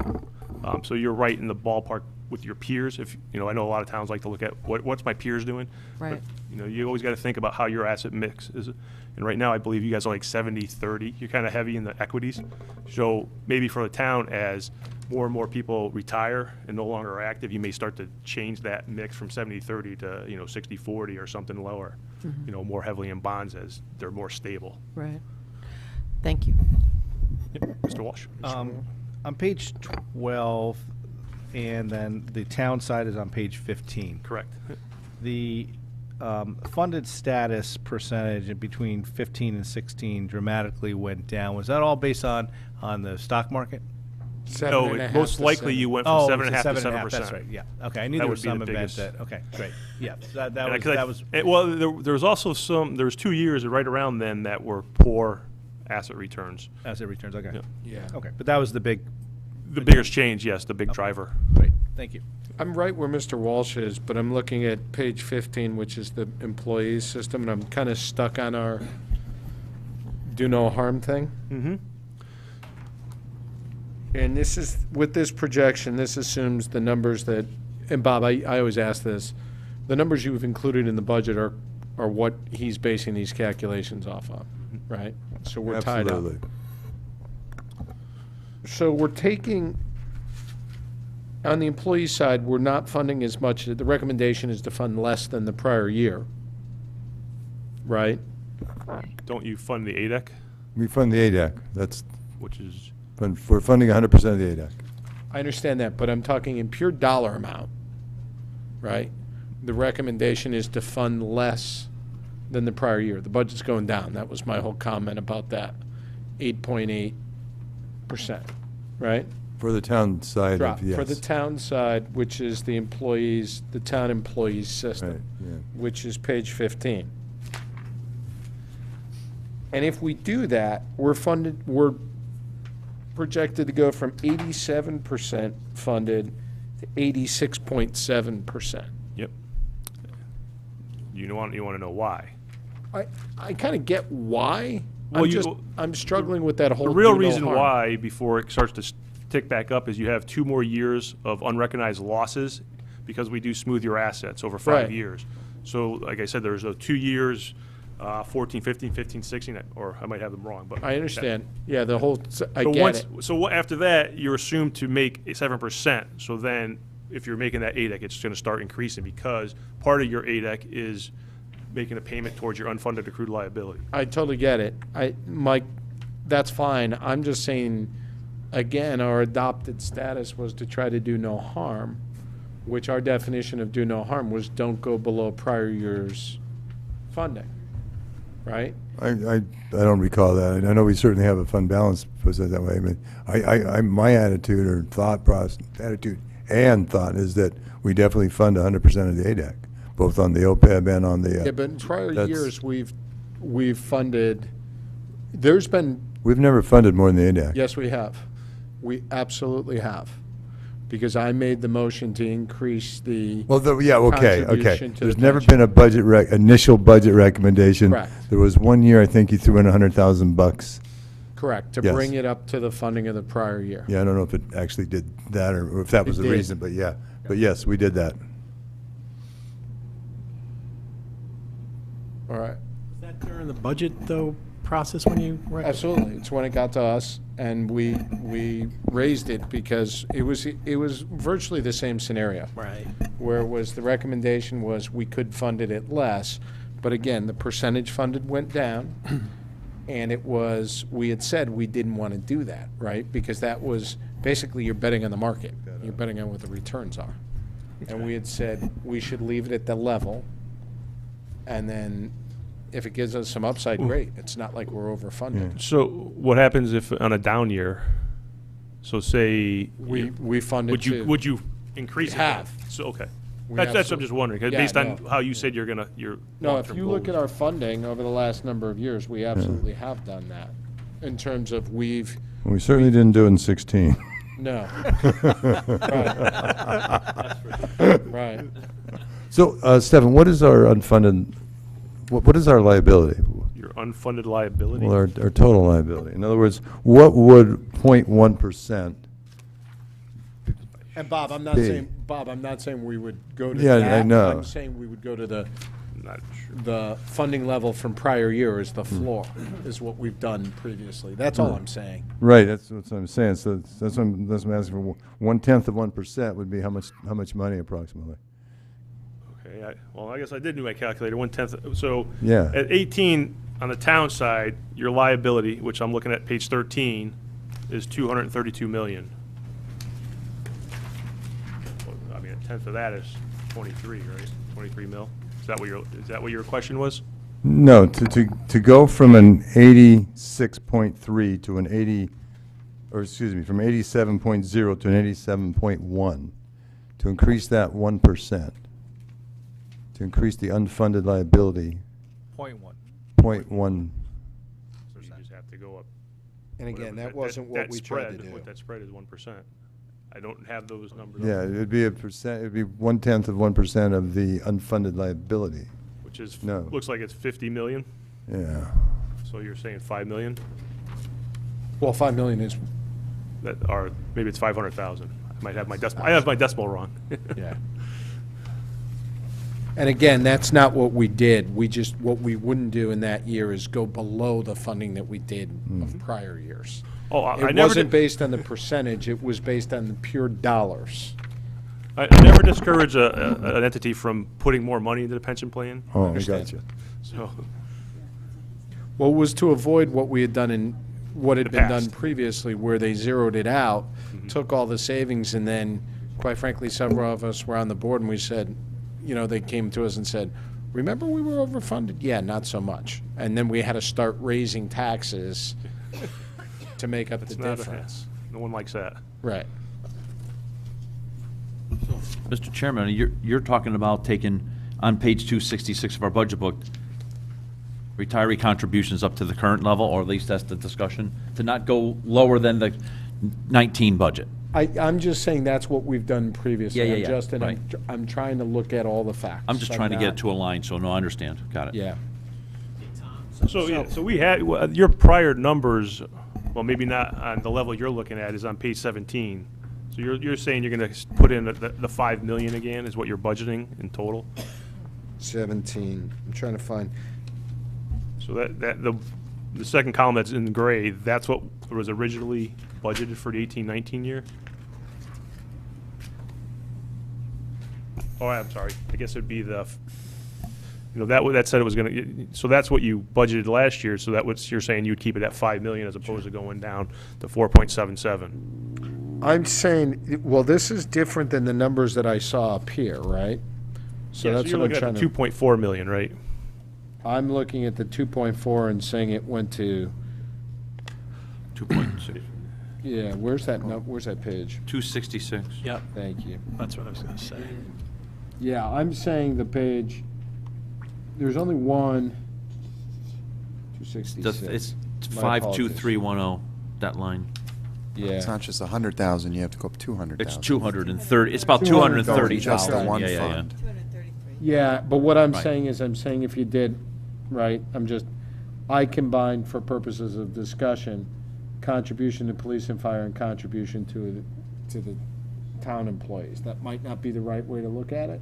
I just did it Oh. and said the net differential of what 7 we put in the pension plan, right, year over year, was 100 and some odd thousand, like 70 some odd thousand. That's all I'm saying. But what you're pointing out is then you'd have to look at WPCA and everything else. So you're And pointing think at about the way you're doing it. Right. On a good year for one plan, on a bad year for the other, one subsidizing the other one, if you're kind of sticking to that. Right. And I don't know if that's how you want to allocate internally your budget. No, I understand Unless you what have you're 2 bad years. If both plans had a bad year, yes, then. Right. Really, it's the difference between, to your point, it's the difference between, you have the actual, well, wait a minute, why is the actual here 07? What's the actual for 18? We don't have the actual here for 18, we don't have the actual here for 19. I guess that's what's, because we know those numbers.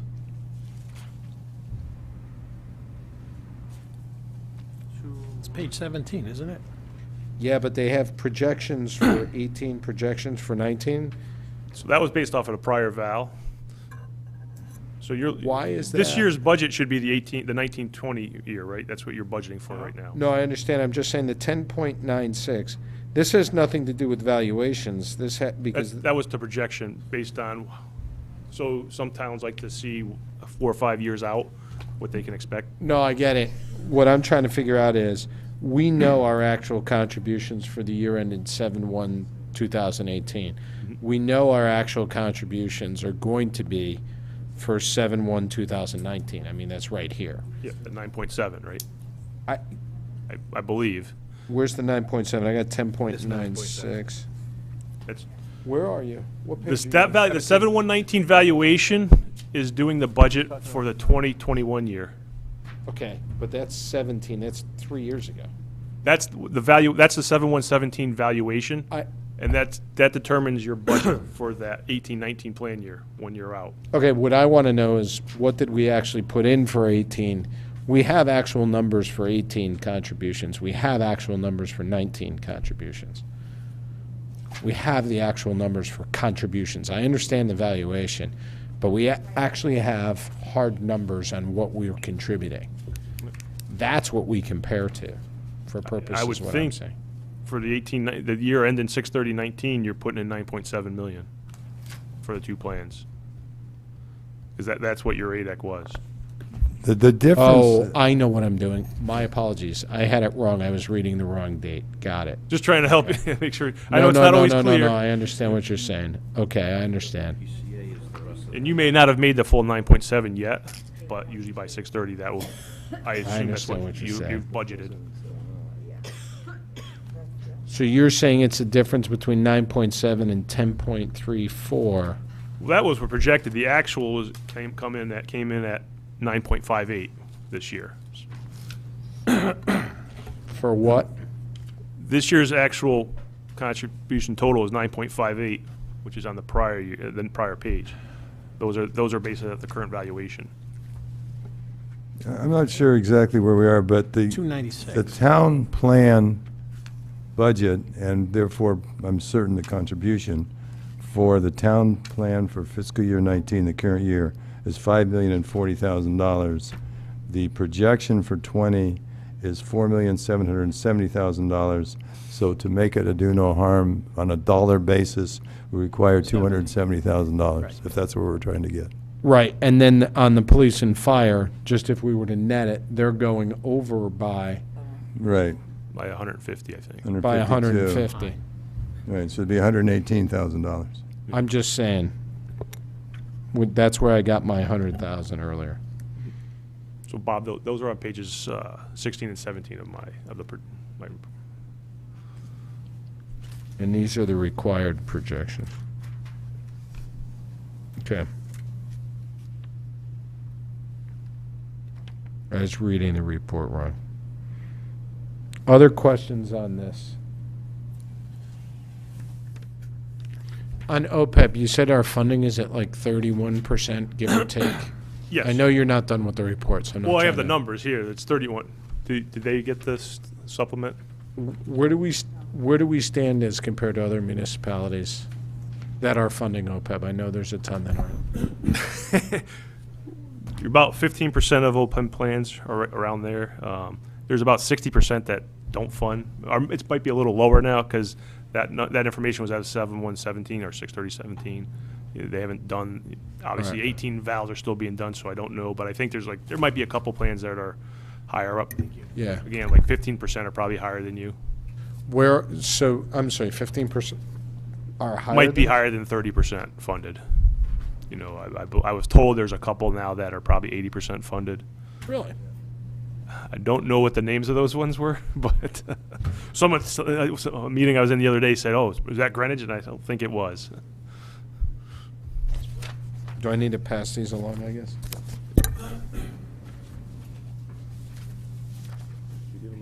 Top 15%, okay.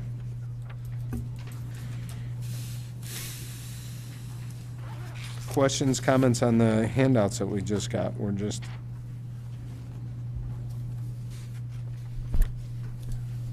Is there somewhere that says when, if we're, how long is it going to take us to get to 100? Well, I mean, and that's not including investment returns. yeah. Well, But, like, essentially, if Where are we heading? we're doing, your 23-year amortization, unfunded amortization, so after 23 years, you should be that way. 23 years from right now. Yeah. Okay. That's based on, that's how you're amortizing the unfunded liability over 23 years. So when that's done, you should be fully funded. So next year you'll say it's 22, right? Ideally, yes. Okay. But hopefully you'll be a little closer, you'll be higher than 31% then. Investments might be better, things like But, that. yeah, we usually look at, we do reassess the valuation every 2 years. Okay. what is that return 7% as well on the OPEB investment? Yes. Yeah, And again, that could change based on the asset mix of that. understand. Yeah, but that's 7%, but again, that is keeping your whole straight line of 4.5%, 4.6% Yep. going out. Yes. Other questions here? Anybody? Let me ask you a question. Sure. As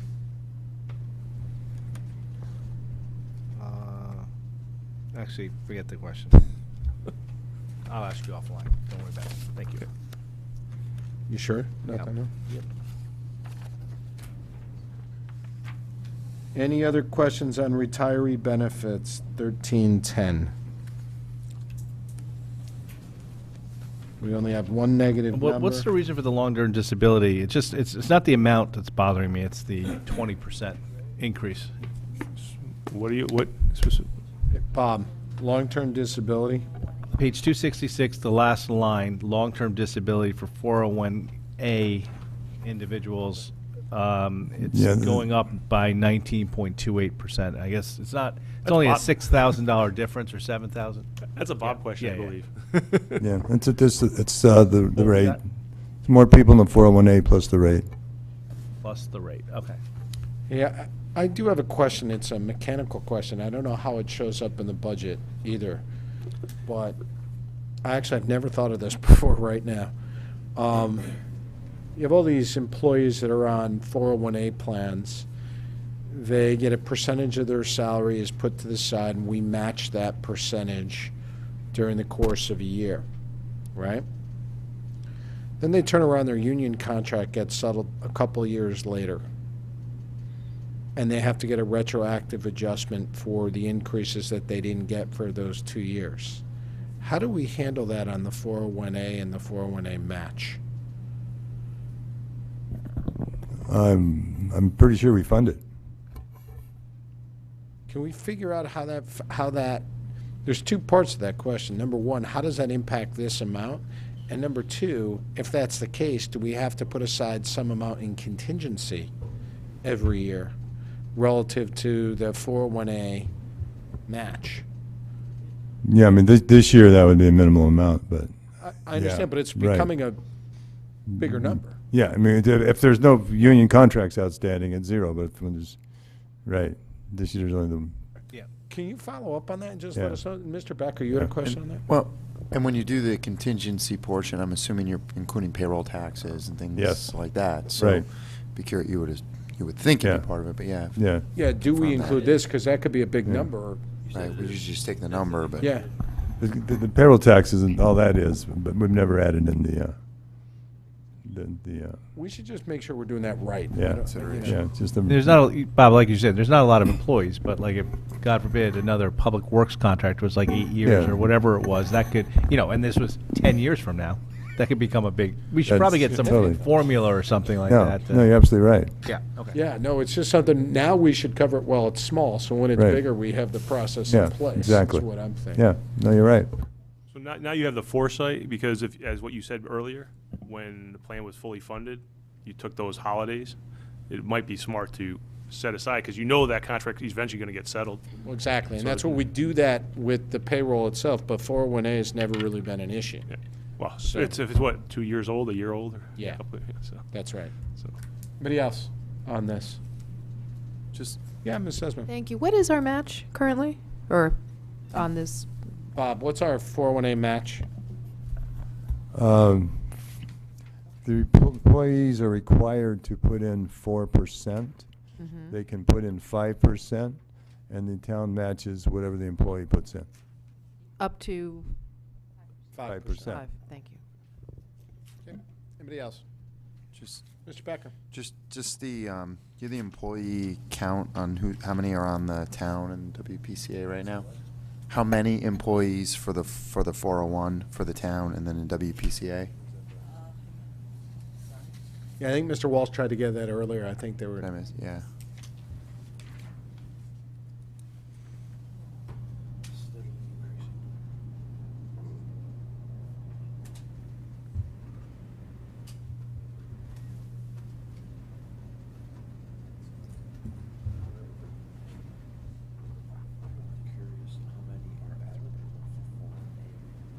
That's that too. That's the real because if it's 5,000. That's just going to show you growth. Do we, It's going to show your growth. I'll tell you what, while you're looking at that, why don't we take a 5-minute recess, and we'll come back. Yeah. And then we'll go on to the next thing. Mrs. Gardner, do we have an answer to Mr. Becker's question before we move forward?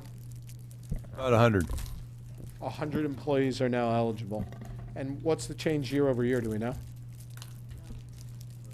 Mr. Hibson is more knowledgeable on top of these numbers than I am. Mr. Hibson, I think you were just thrown under the bus. So last year, how many 401A participants approximately? What's it growing at? I guess is the question.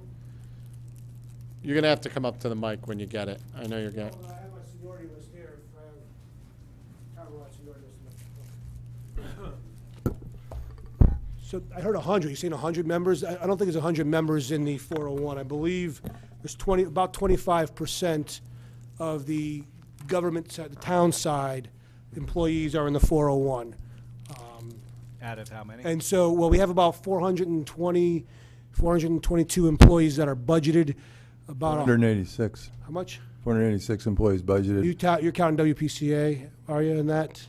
Okay, so if you take out police and fire, which are not in the 401 system, so they're about 105 and 102, something like that. So you got about 200 and change employees that are eligible for it. I believe there's about 50, somewhere in the 50 number that are already there. We're losing, we changed over. DPW was probably about 50%. ECC has maybe one person that's in it. They're a small bargaining unit. Nurses have a bunch. So the bargaining units started changing in 2011. So we had all of the units over, I believe, by 2013, and then the department heads moved in 2015. So by 2015, everybody who was not a police or fire officer was going to be in a 401. I did hear the number 4 and 5%. That's accurate. It's a minimum of 4, maximum of 5. I do want to correct that. Employees are allowed to contribute to the IRS maximum into the 401, not up to 5%. So whatever. Match up to 5%. We match up to 5%, but they contribute to the IRS maximum into that plan. They do have to choose, once they sign up for that plan, which they have to do at the time of hire, you have to choose a percentage, and you can't change that once you are enrolled, unless there's a change to the plan. So For your life, you can't change it for your life.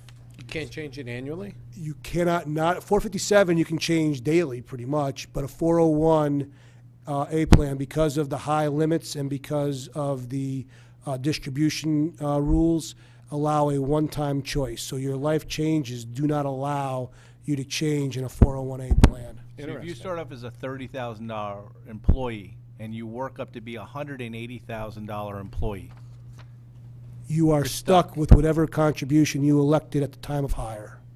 That is correct. That's Contribution percentage, not Contribution percentage. yeah. Yeah. But it's a lot. That's a Correct. big You could difference. probably afford more of your pay at the Yeah. time, and that's, so we try and tell the employees when they come in, listen, think about what you want to do a couple of years from now, and that's what you can do, because the limits for 401 are significantly higher than the limits for a 457 plan. We have a 457. The town does not contribute to the 457. So employees are allowed to contribute up to the IRS maximum of the 457, and they can change their contributions. Both of them have, the over 50 catch-up contributions. No. So, if you're looking at from 2011 timeframe, we've got 1, 2, 3. So, a lot of these are police and fire, but we've got a number of pages of employees that have been hired since 2011. Let's see, out of 13 total pages, 5 are from 2011 on. So I believe the number is around 25% of the potential employees. Mrs. Esmond, you had a question. Thank you. Just to circle back to my conversation with Bob, you said 4% is a mandatory minimum contribution? 4% is the So mandatory. all you're leaving on the table is 1%. If you Correct. choose 4 and you work for 30 years and your Well, salary. no, that's only for the match, though. You That's can for the go up match. to the limit. You can go up. If you wanted to put in 10%, you were legally allowed to under the IRS rules, and that might be a good thing when you're making 180 grand. But you chose 5 because you wanted to do the match. Well, that might not quite be enough. to So get you- that trigger point, I forget what age it is, where you can contribute a max of 22,000. I think that's after 60 or 65. I mean, none of that kicks So in. 450, you're talking 457. The 401 is She's actually thinking like 401A. 48. That 401A is like 48,000 you can contribute. Oh, so you're So locked it's out of it's a that. significantly higher number that they can contribute to the 401A. So, not many people can afford to contribute that kind of money, but again, you have to base it off your percentage. And, so if you want to contribute, if a person making $100,000, they have to contribute almost 40% of their pay, over 40% of their pay to get to that number, so. Thanks. Thanks. Mr. Walsh? I heard in the distance during the break, you were talking about DPW and the changes that have been made there in that department because of turnover in the last couple of years. No, so I believe there were 23 individuals that have retired under the plan. So each contract had in it a kind of a get-out-of-jail-free card in the retirement, where if you retired under the old structure and the cost-sharing amounts. So due to that, in the last couple of years, we've lost probably more people than you would expect from some of the bargaining units, just because they wanted to get out while they still had the potential to get out with lower cost-sharing amounts and be frozen at that, so it didn't go up with the active employees. So I believe out of 60-some-odd employees down there, 68, 69, 23 have retired over the last 3. I believe that's the number. I don't actually have all that spelled out for this, but That's a lot. I do have, it's somewhere in that number, in that range. It is a lot. Yeah. Anybody else? One general question. It doesn't pertain particularly to the budget, but in general, we've talked about it before this board in the last 3 months. I remember Caitlin made a comment about it. And Bob, chime in if you want. I'm going to ask the HR director, Emmett. Do you find we're at a disadvantage with this 401A? I mean, is it harder? I mean, I keep hearing that it's harder and taking longer to be able to hire employees, because people are looking at towns that have pensions. And are we paying more to those employees in order to get them the same, to get a quality person that you're looking for?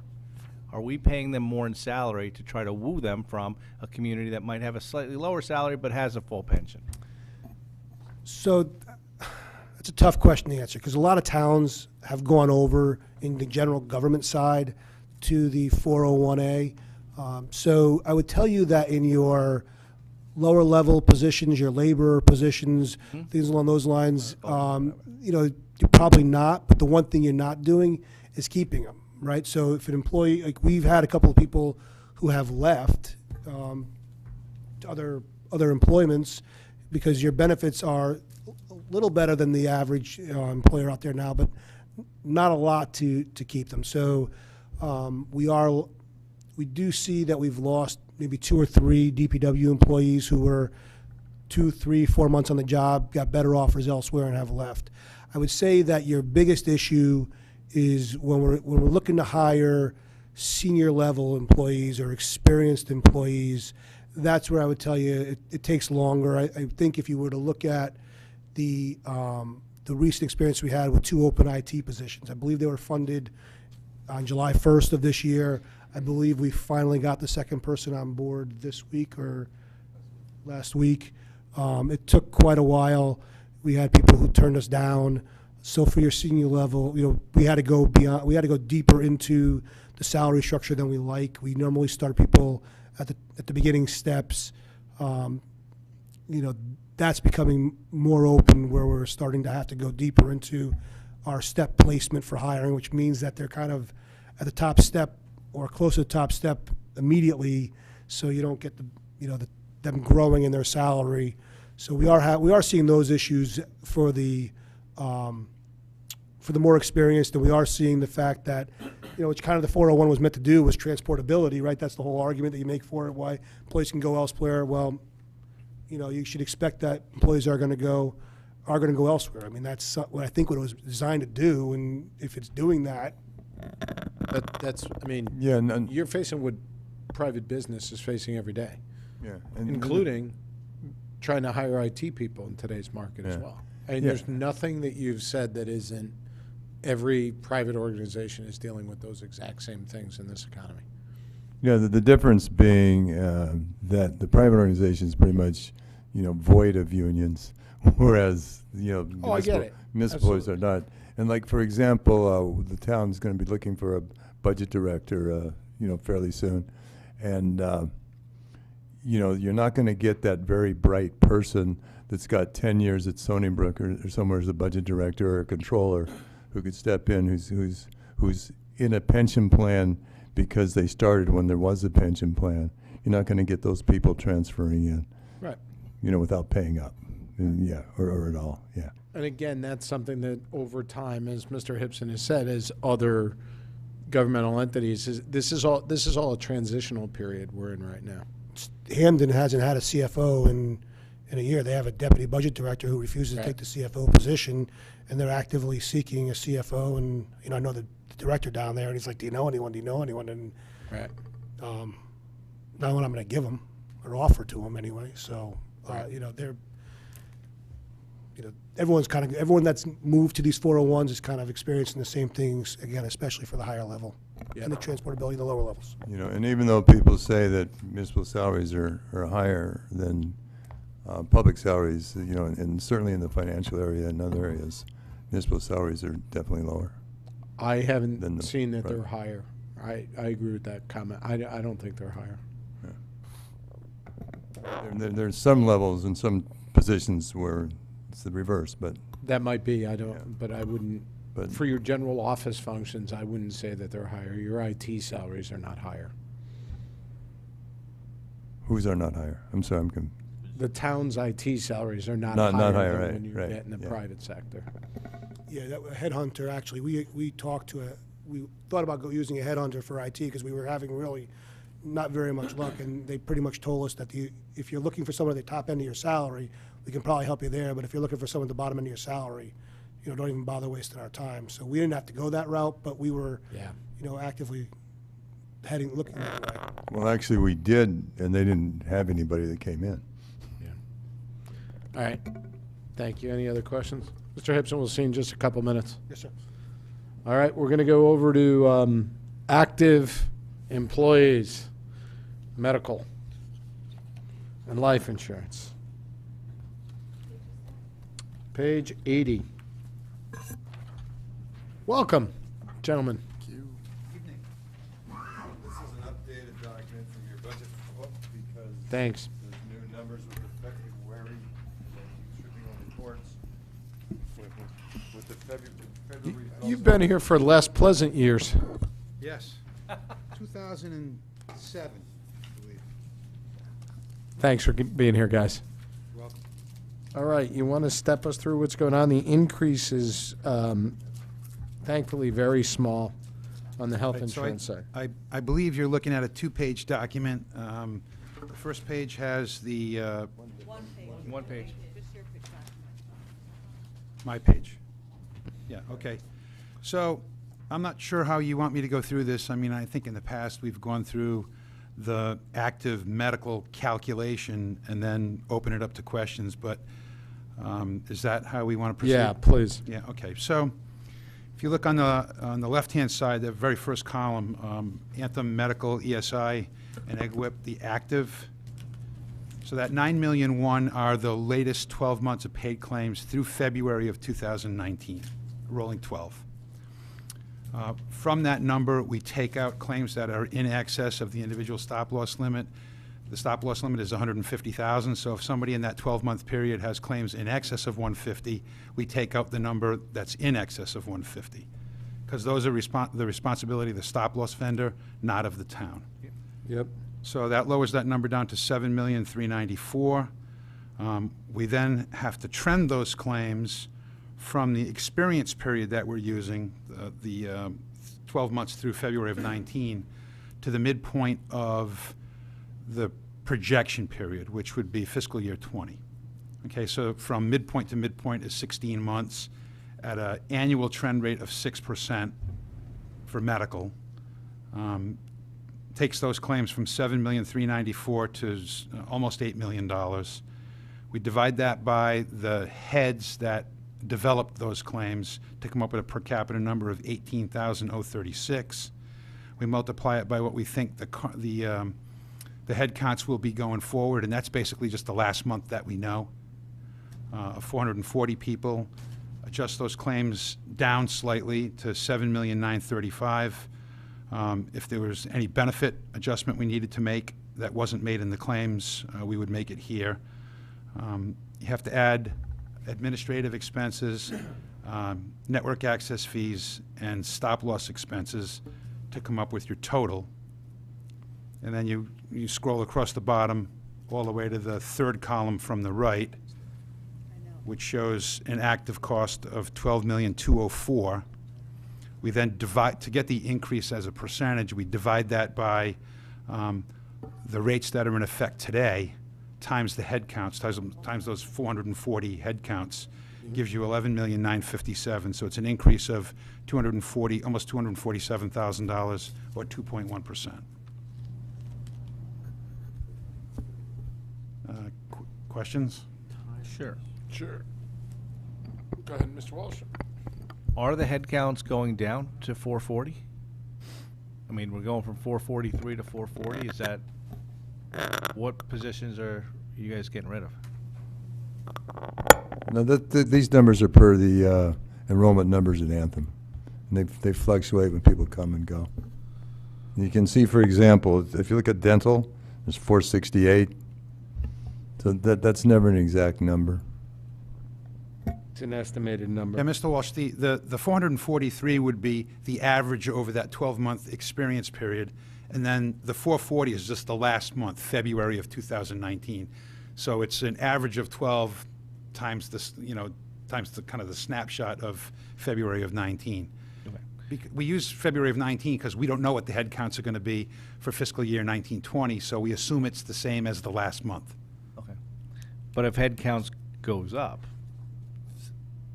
then we're going to be paying more? Well, if head counts go up, the total cost will go up. Yep.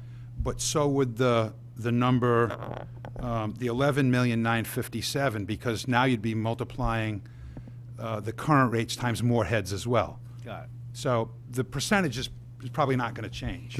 Okay.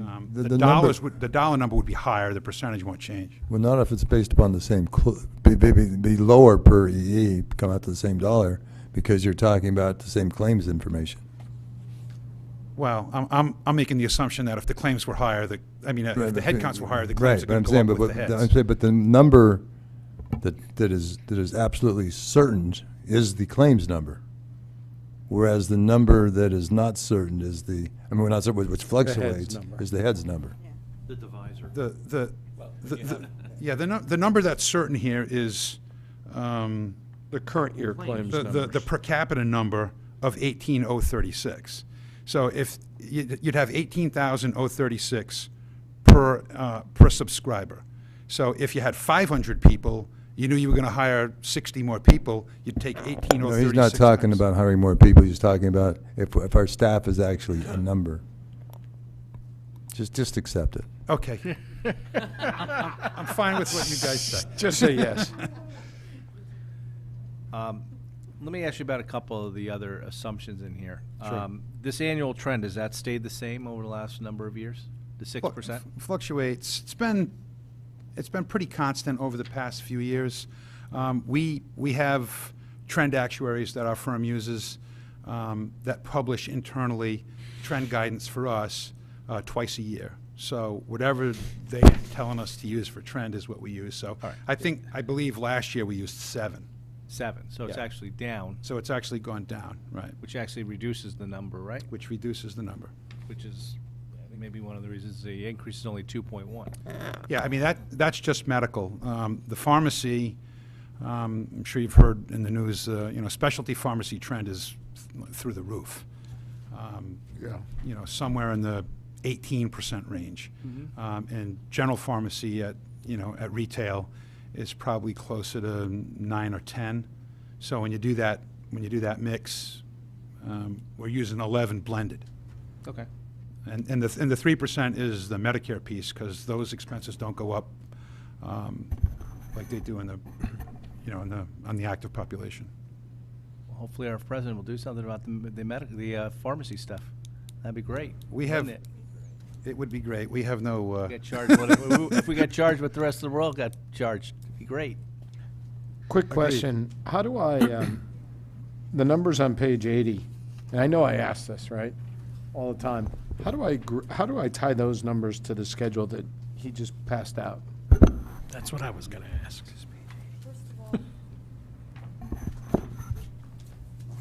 Or is there an adjustment coming here? Linda, did you give me page 80?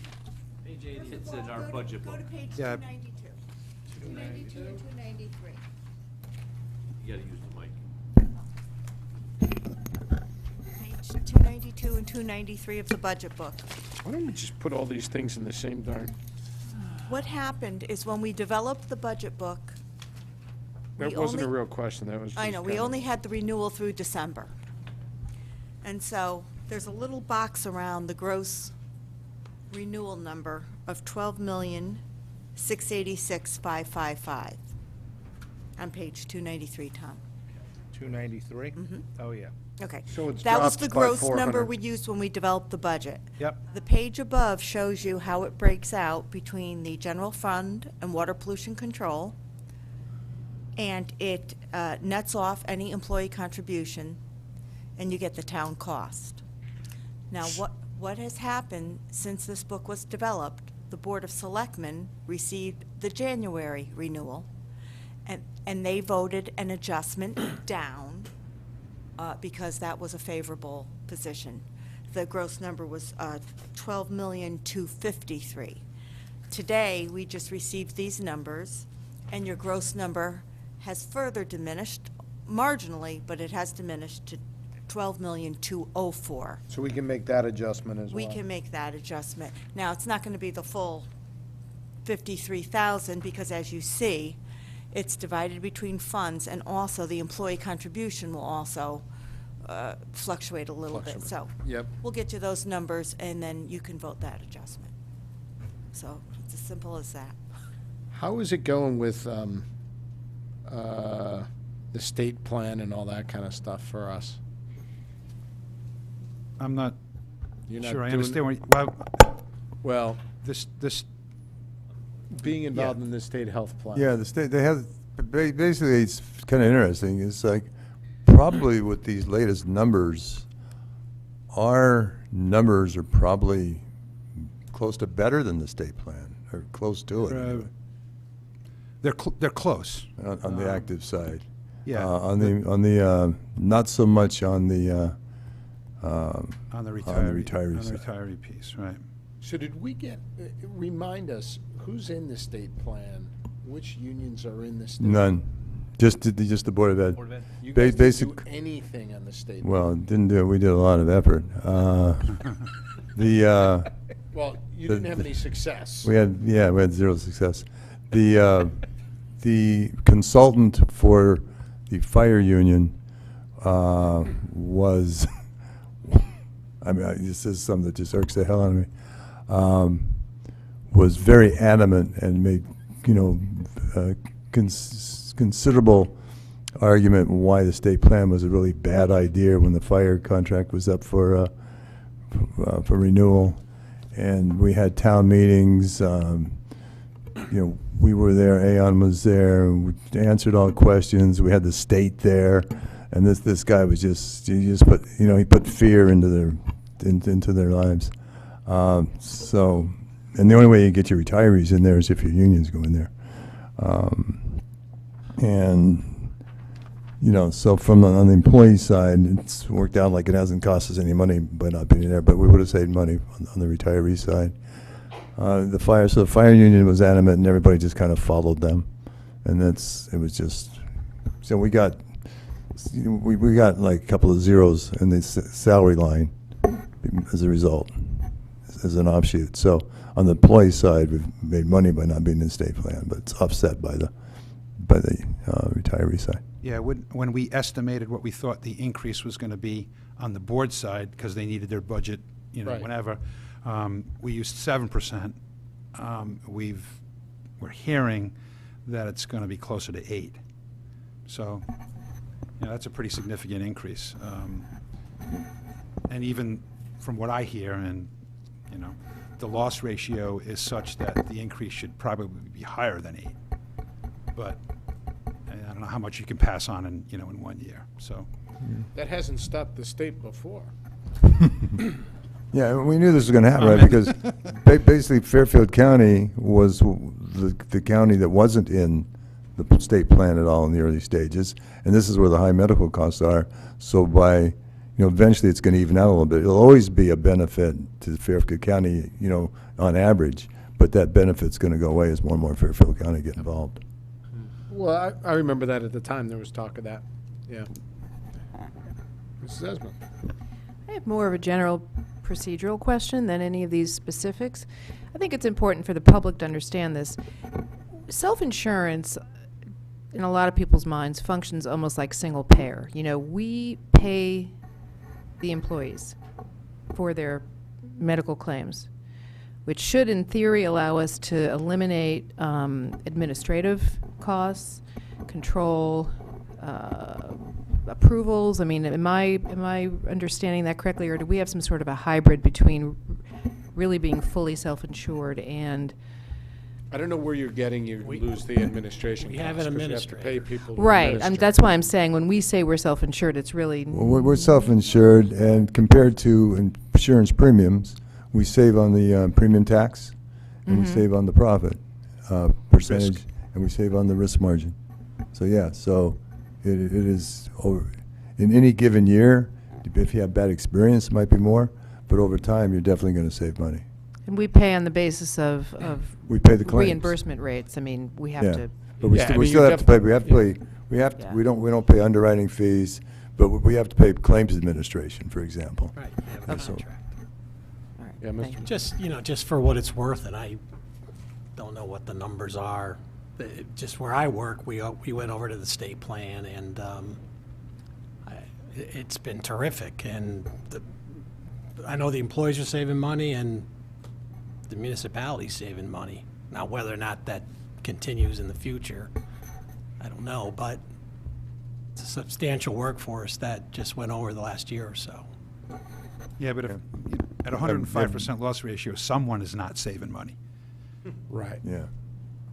so, Somebody's got to be making up yeah. What else? Anybody else on these items? We're just having better experience. I remember we've had you here where we've had horrendous experience. We Yeah, got, both the town and the board are really tough to figure out. They seem to go in cycles where You've said you're this before. flat a couple of Yeah. years, and then all of a sudden you're whacked with plus 15 or something. It's I mean, it's a little more easy to explain on this group because the size is so significantly smaller than on the 400, board side. yeah, On the 500, board yeah. side, now the board is leveled off to whatever the state increase is, but yeah. yeah. No, we've had that discussion before. Anybody else? On this document we were just going over, the columns under Anthem, the RU 65 and RO 65, are those retirement groups? Retirees under, retirees over. Say that one more time? Retirees under and retirees over 65. That's Okay, the gotcha. RU and RO. Gotcha, okay. Anything else on this budget? Anybody else? Yeah, go ahead. So if you're a retiree over 65, are we essentially offering what would be considered a supplemental since they are eligible for Medicare? That's exactly what it is. Thank you.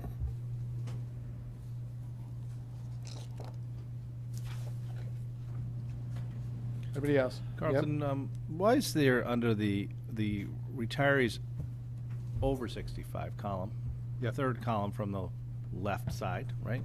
Yep. The experience for the stop loss at the bottom is 0? The, because Medicare's primary, So they become primary. they don't, Okay, we that's don't what cover the retirees over 65 under the stop loss policy. Okay, so why do we still pay on the stop loss? Do we pay anything on stop? No, we You don't don't, have you don't, stop you don't loss. pay on the retirees over 65. Gotcha. You pay stop loss on the under 65s and the actives.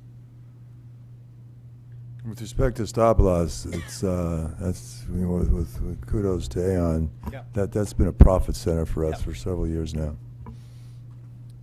Yeah, the vendor continually pays more in claims than you pay in premium.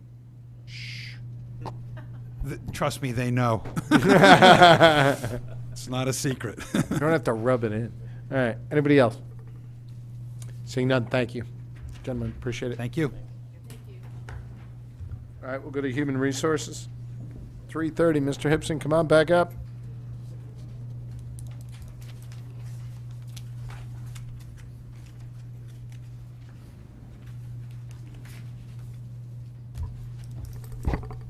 $13.30, Human Resources. What's the page? 82. 82. 82, 83. Hello again.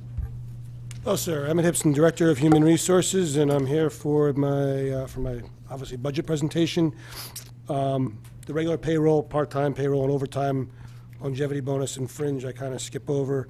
Fees and professional services, This year, it's going from 65,000 to 55,000. However, part of that is that we've moved 11,000 into an IT line item. So part of that was for, if you may remember, a software I was implementing with an applicant tracking, and the decision was made that we should track that separate and apart from my fees and professional services. So that's why the reduction of the 55,000 that's remaining. I should be about 50,000 of that is pretty much spoken for. So I have about $5,000 that I can cover costs that may come up through either an arbitration fee or something along those lines. What goes into that account is Dr. McDonald, which is we have a doctor that we pay a stipend to do our pre-employment physicals and a few other programs. We have our EAP program. We have our drug testing program for DPW and for public safety. I have my FSA fees, which are flexible spending account fees, and pre-employment screenings.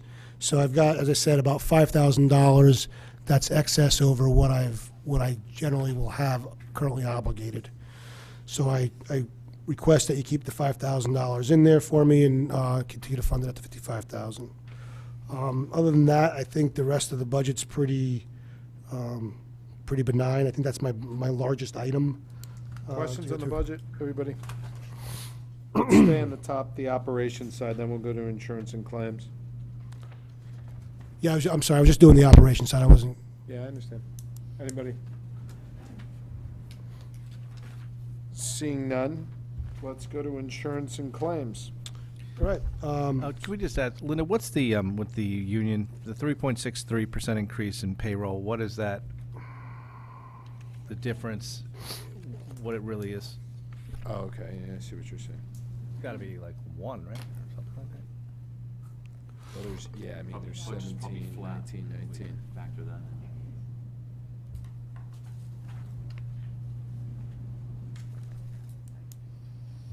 All right, if we go down to, yeah, if you can get that to us. If we go down to insurance and claims, I think we can take risk management off this. We kind of talked about that out back.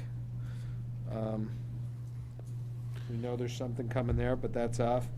So taking that out, there's the other insurances. Why don't we step through these? So you want to start with the insurance or the workers' comp? Let's start with insurance, please. All right. Hold on one second. I have Rob O'Connor here from Peoples. Thank you. To help us out if we get stuck anywhere. So what you have here in our budget is the property, the E&O. We separate interscholastic, although that's part of our liability insurance. And as you mentioned, the risk management fund. So with the property, we have several items that make up our property insurance. You're seeing a reduction, but that's not necessarily a true reduction from this because we have allocated certain monies over to other events. So we've given some to like the Fire Training Academy. That hadn't been done. That hadn't been done before. So by and large, KERMA has gone up, for our perspective, about 5%. And what happened was we had a long-time contract in place with KERMA that expired last year. They entered into a 3-year renewal with us.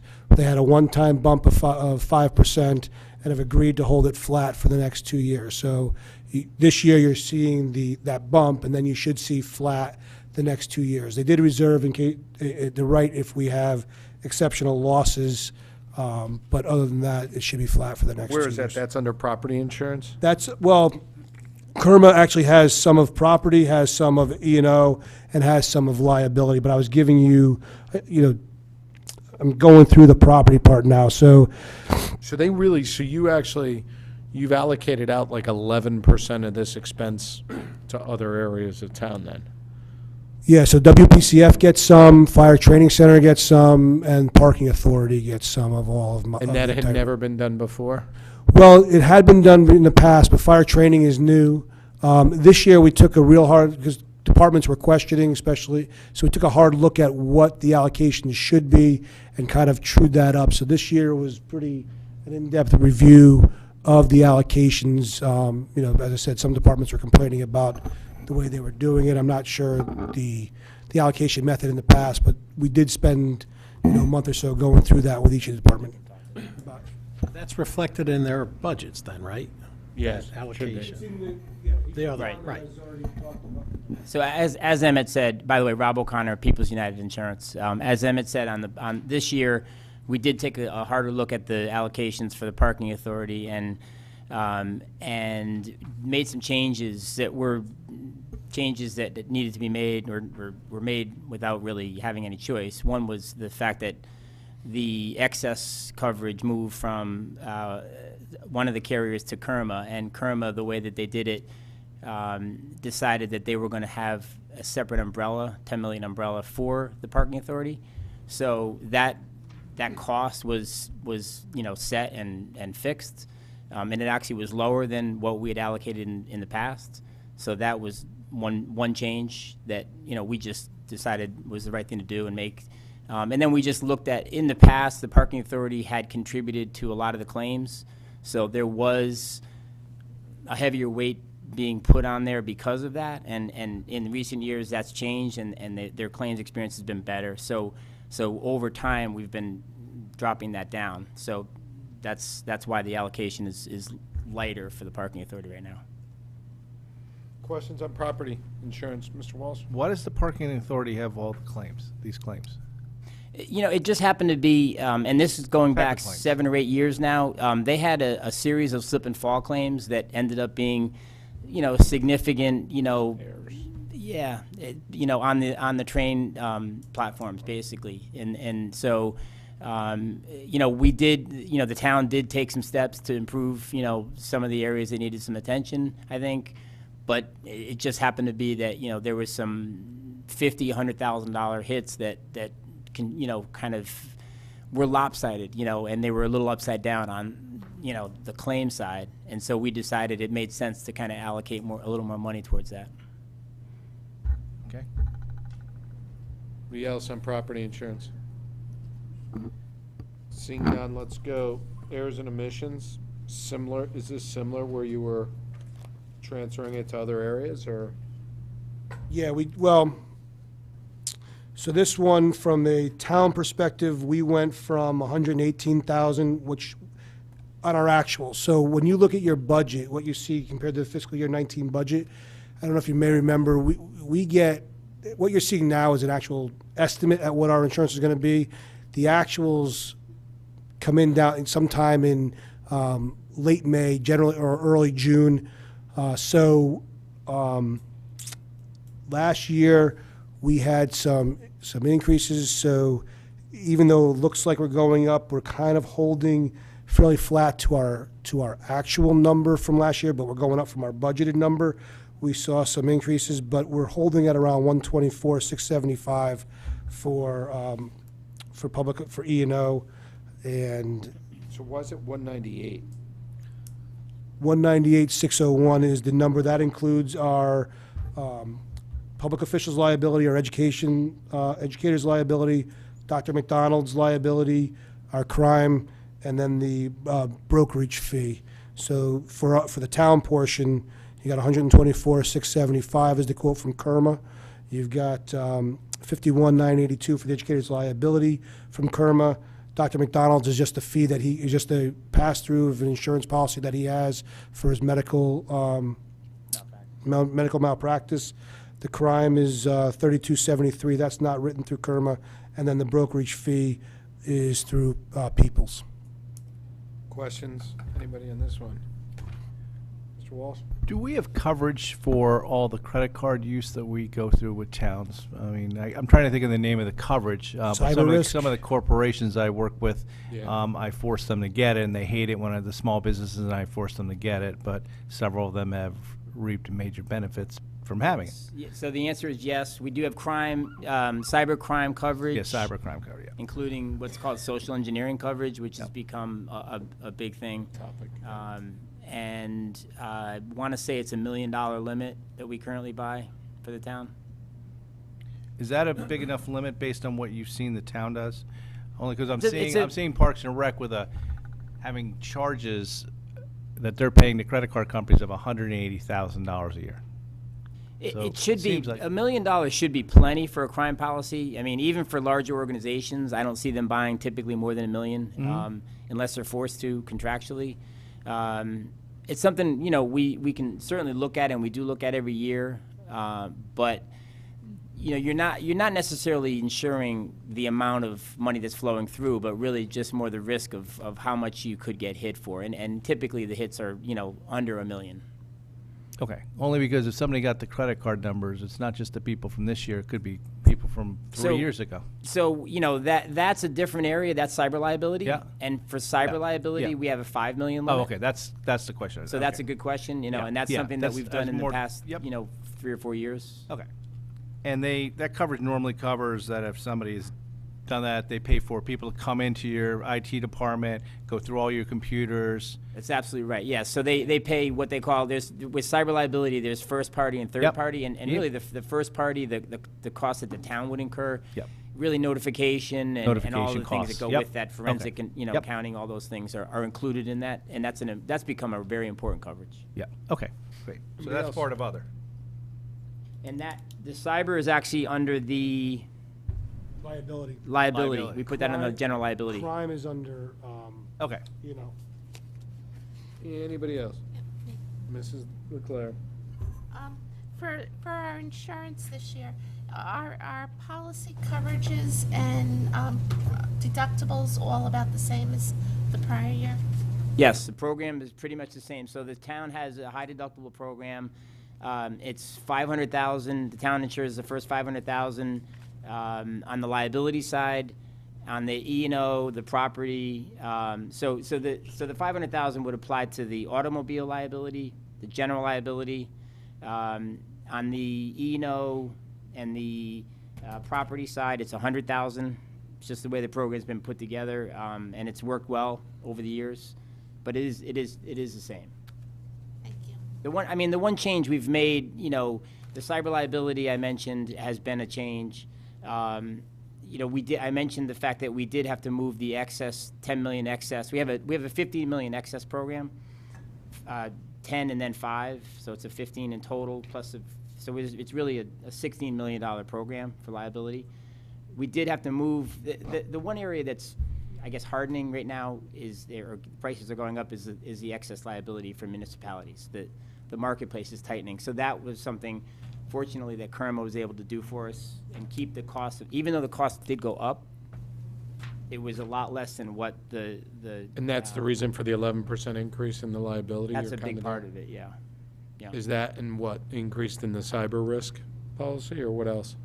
Well, the shifting, some of the shifting to the town from the other, you know, from the parking authority is part of that as well. Okay.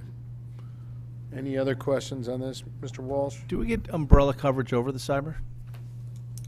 5 million, the cyber stands on its own at 5 million. So it's just on normal Umbrella- liability The umbrella stuff. just goes over the auto, the Yep. general liability, Yep. and the workers' comp. Great, thanks. Anybody else? So the liability, if we covered that one, let's jump to that one, because then I want to get into the sports one. I want to understand that. But the liability one, we just kind of talked about what's going on in that market. Questions, comments, concerns on liability insurance? All right, then I'm going to go to what's going on with the sports one? Why'd that go up by 25%? So that one is actually one of the ones I was telling you about. That's flat to last year. It's up from the budgeted number of last year. We got hit with that this year. We got hit with that on June 30th, July 1st. Pretty much from what I had been told, and you know, Rob can confirm it, people were getting out of the market of riding interscholastic sports because of concussion issues. So there's pretty much one vendor that they were able to get to insure us on that, and the cost went up. And you know, so he's on the 11th hour. They're like, "Listen, this is the best we can do. Do you want to ride it or not?" And what am I going to say? You know, no to Well, that. how much did you increase it here in anticipation of another increase? No, I was told that this should be. So it's flat with It's this year? flat from this July 1. It went up, you know, as I said, but what was I going to do, tell the board that they had to, you know, drop a sport? I mean, this really is all on the Board of Ed, but we do cover it And this gets allocated back to them for reporting to the state to say how much that the Board of Ed costs us per year in that? Do we know? I don't know if that happens. I believe they do. It's part of that, that annual report that's filed with the state. We should just check that. And I'll just mention that I did get involved in that, and the claims on that were also upside down. And that For was us? For us, yeah. And it was a difficult. We went out to a lot of different markets, and no one was interested. So the incumbent basically was the only option at that point. Okay. Questions, other questions on that, Ms. Desmond? What's the deductible on this? There's no deductible. As far as I know, that's a dollar, first dollar policy. Mm-hmm. You're not talking about high limits on these policies. So I want to say that it has a cap of like $25,000 per person. So understand that this is a policy that's voluntary, I guess you'd call it, because if a student gets hurt, you pay on a voluntary basis almost. But if this parent then decides they want to sue, then the liability steps in and covers it. So they work in tandem in some ways. Mm-hmm. And in some ways, this policy does prevent larger liability claims, theoretically. Okay, one quick follow-up. So it sounds like concussions may be the driving factor, but is that really the claim experience? No, these are regular injuries, athlete injuries and that sort of thing. All right. But concussions are what's driving the issues on the $10 million Mm-hmm. umbrella that I mentioned, and that's just going to get worse. Thank you. Any other questions on that? Seeing none, I'll say we're done with that part of insurance. Thank you. We'll go to the workers' comp area, and we'll open that up for heart and hypertension as well. So we're down significantly here in workers' comp. Thank you, sir. Appreciate you being here this evening. Thanks, Rob. So I have Dan Roach with me from PMA. PMA is our TPA for workers' comp. And so, Dan, thank you for being here, and apologies for the lateness of the, you drew this short straw tonight. They actually said to put you last. Just so you know. Lower the fee, closer. Earlier so in my the I assume my claims handling service will go up next year. But so the 101. So running through it, the 101 is the claims handling fee. That's been steady now for about 4 years. The workers' comp loss prevention, that is a $20,000 fee that we pay a PMA also, but they have an individual that comes in, works with our departments and goes over safety, goes over OSHA training. That's a very good program. Our DPW organization takes significant advantage of that program. They come in, they work with us, so that's well worth the money spent. So now going to the workers' comp. So the claims, what we anticipate the experience to be for fiscal year 20 claims is 1,789,868. You'll see that's coming down from fiscal year 19 budget. Why number. is that? What's going on? What's driving the decrease there? So one of the things we've done is we have had safety committee meetings that have been going on for a couple of years now. Our claims experience appears to be dropping year over year on a per claim basis. Departments are becoming more aware of it. A lot of departments, we've required them to have their own safety committee meetings. We're meeting with departments. We bring many representatives, Dan included into town hall. Every other month, I think we meet. We have a claims meeting, so we go over with department heads pretty much every open claim. So we have generally the workers' comp attorney there. We have several folks from PMA, myself. We bring the department heads in. We go over the claims. So we take it seriously. We try and have the department heads take it seriously. We do have, as I said, How does that result in less claims, though? I'm just. Well, if you take your training seriously, if you take your, people make sure they wear their seatbelts, go and do, make sure you have your safety shoes on. Make sure that when you're doing basic lifting, right, you do your lifting. So a lot of the injuries, you can go over and talk to the department head, well, you know what, you have a lot of back injuries, you have a lot of slip and falls. You can talk to them about types of things that are going on and within their department specifically, and you know, it's not going to help you if you have the car accident that just you can't help, or if you're So you're if you're forcing reckless. safety from the But if top you're, down. but if you're we're trying to do that, and we try and look at the types of claims and maybe make the programs that we're offering department heads and to be aware of those types of injuries that are recurring in their department and what they can do for it. Yeah, and So- if I may, when I first came to work for the town 6 or 7 years ago, there were no safety meetings, there's no training, there was no claims management. I mean, workers' comp was just unmanaged. And in one of the things I did in my prior life, I was on the board of directors of a workers' comp insurance company. So we worked with PMA, and we implemented all those programs. So you're seeing an impact here of 6 years of improved activity as well as. Thank you, Mr. Mayor. Thank you. Any questions on this? That's great. Seeing none, can we talk heart and hypertension? Sure. So this year we're seeking $500,000 on H&H, and so every year, so this one we actually do a little differently, right? So the other ones are claims expected for the year, and that could go out several years. This one is what we anticipate spending in any given year. There are 43 open claims currently. And these go back a long time, right? Because isn't this now So- covered differently? So, well, yeah, so the statute that covers H&H as a separate non-work-related or non-workers' comp statute has a July 1, 1996 cutoff. Right. So they do go back, although the claims can be current claims, just an employee that's been on since 1996. So the claims don't actually, the claim date doesn't have to be prior to 1996. The employment date has to be prior to 1996. So what I was going to tell you is we have 42 open claims. We have 43 additional employees in police and fire that were hired prior to July 1, 1996 that are eligible to still have some type of claim should that. Why are they additional? You just said additional. How could they, sorry, how could they be additional? So they don't have, so we have 43 employees who don't currently have an H&H claim who are within the statutory hire date prior to July 1, 1996. So those are employees that technically could at some point file a claim against us. All right, so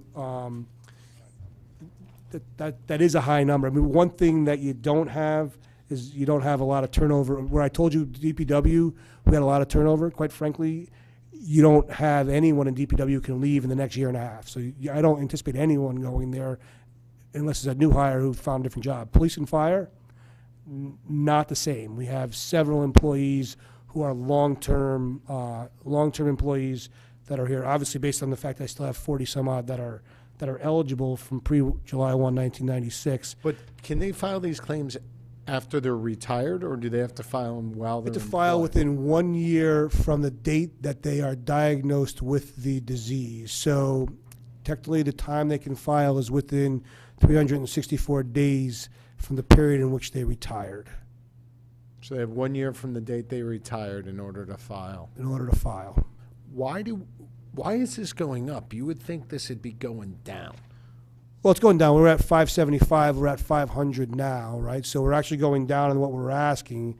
But, you know, one of the things that we think we've mentioned any time, any one bad claim can throw this out of whack. I mean, this essentially what you're paying for is the ongoing medicine and doctor's visits. So a lot of prescription coverage and stuff is in this $500,000. We've been lucky in that we haven't had a lot of medical run through this. We've had some, but not a lot of, you know, matter of fact, we're litigating now a heart attack case. So where we're claiming that's not actually related to what he went out under for H&H. If we lose that, you're going to see, you know, we'll probably be above our budget, but, you know, that's what you expect to pay year over year for the 43 open claims for our ongoing prescription coverage, ongoing medical visits, and that's where we are. Did you have something, Mr. Walsh? Yeah, so theoretically, this should wind down over time, but as you said, there's still 43 potential ticking time bombs out there that could go off at any point in time. The claims that you currently have too. Yeah, and the claims we currently have. You could have a catheterization. Yes. You could have, He talked into the. could have hospitalization, Sure. catheterization, Sure. those type of procedures. That could be a $100,000 bill before you know it. I mean, in a short Yeah. period of time. So. And we just had our quarterly. Caitlin presented a number why the numbers were off was because of one heart Yep. and hypertension claim that had just come in that we didn't think we were going to have for the current budget year we're in.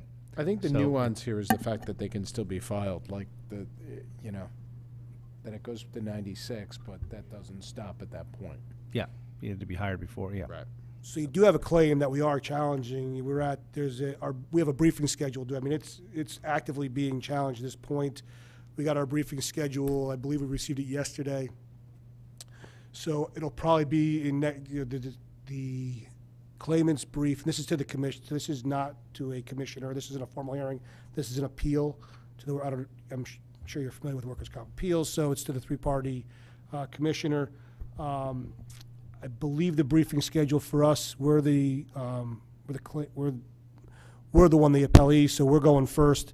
So we have, ours is due, I think, May 2nd. I believe the claimant's due May 23rd.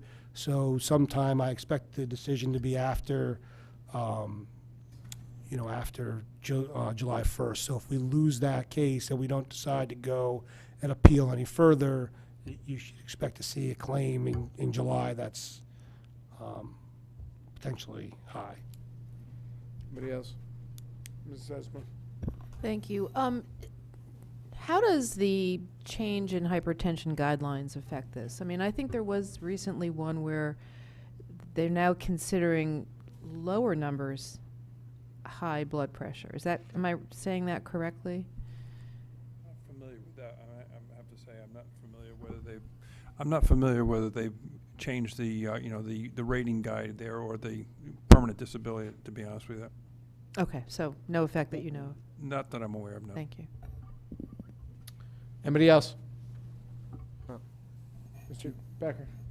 So two things. So one, if the numbers drop but the costs are going up, I mean, just healthcare in general, that's going to account for this either staying flat or not really dropping as fast as we want, right? Because costs just keep going up. So healthcare costs, excuse me. The interesting thing about workers' comp is there's an actual fee schedule. So the doctors are actually assigned a fee schedule, and that's pretty flat. My understanding is it's flat, and in some cases even decreasing. So they typically pay above what a doctor would get from a insurance provider, but what we calculate is already in what's known as the fee schedule, and we consider that, and those don't have the same trending that you see in a typical insurance claim, like what you just heard from Aon. So it's a little different in that regard. And then on the other side, if someone, say this particular case or somebody else down the line isn't covered even under this, they're still potentially going to fall under, it hit the I guess if they're retired, it hit the OPEB. If they're active, it would hit the active insurance. I mean, one way or another, we're paying, or even not heart and hypertension on the normal statute, it might be paying even through workers' comp. I mean, yeah, you we're won't be paying one way or paying. another, So right? the one thing you don't get with a claim that's not adjudicated through the statute is you don't have your permanency and your indemnity payments that you would have otherwise. So you might have a medical cost. Medical costs would actually probably be a little lower, but your indemnity payments are not there. An indemnity is a wage replacement or a permanency award. So those things are also included in that $500,000. So if someone goes to the doctor and they have an event where their permanency, their rating of the heart goes up by 5%, right? So take heart's 520 weeks, 5 times 520 gives you the number of weeks times their rate is what they would get from a permanency award. So you wouldn't get that if it's not part of the workers' comp statute. So for employees hired after July 196, you still have the medical cost, I agree with that, but you wouldn't have the indemnity cost that you have. Got it. Okay, thank you. Anybody else? Seeing none, thank you. We'll go on to the next item, which is unemployment compensation. So thank you, sir. Thank you. Appreciate it. And that would be page 164, 165. Mary?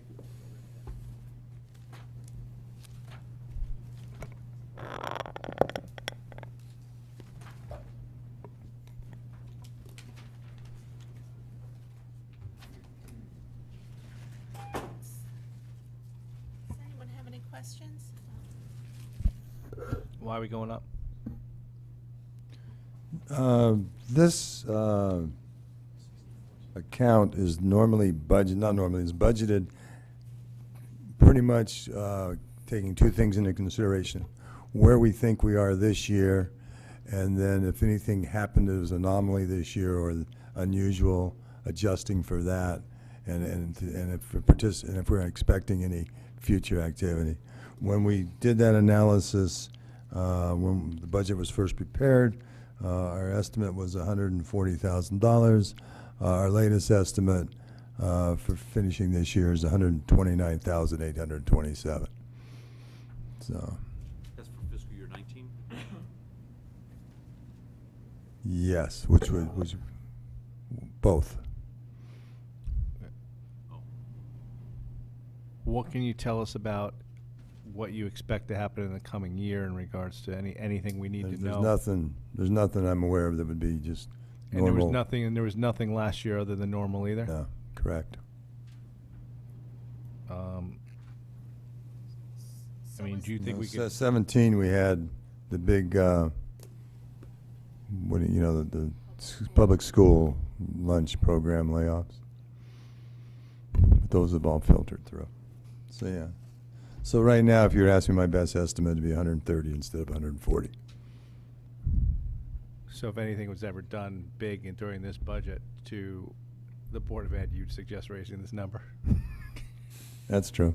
Okay. I just want to make sure I'm thinking about this theoretically the way you think about it, right? Exactly. Okay. Or on the town side? Okay. Correct. Okay. Did the Board of Selectmen have that revised estimate, and did they No. make any adjustments? No. They did not.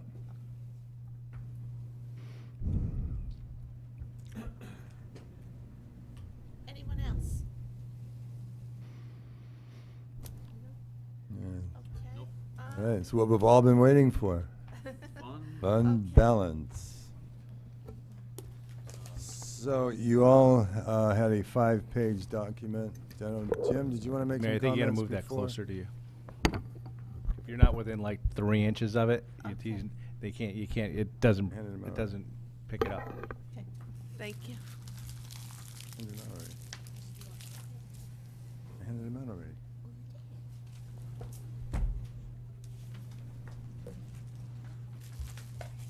Did you want to start, Jim, or you want me to start, or how do you want to do this? Sure. I mean, and maybe I'll tell you when you should kind of. Okay. So basically, we've been projecting, several years ago, the Board of Finance made a do no harm, developed a fund balance policy, which is basically do no harm. And we've been using the same methodology since that time. So that's the page number 1. So going to the first shot, the first screen, if you will. If you go down to fiscal year 18, to the 4th column, you see that we end, and that number is per the CAFR. That's the official current number, 10.877%. 19, now,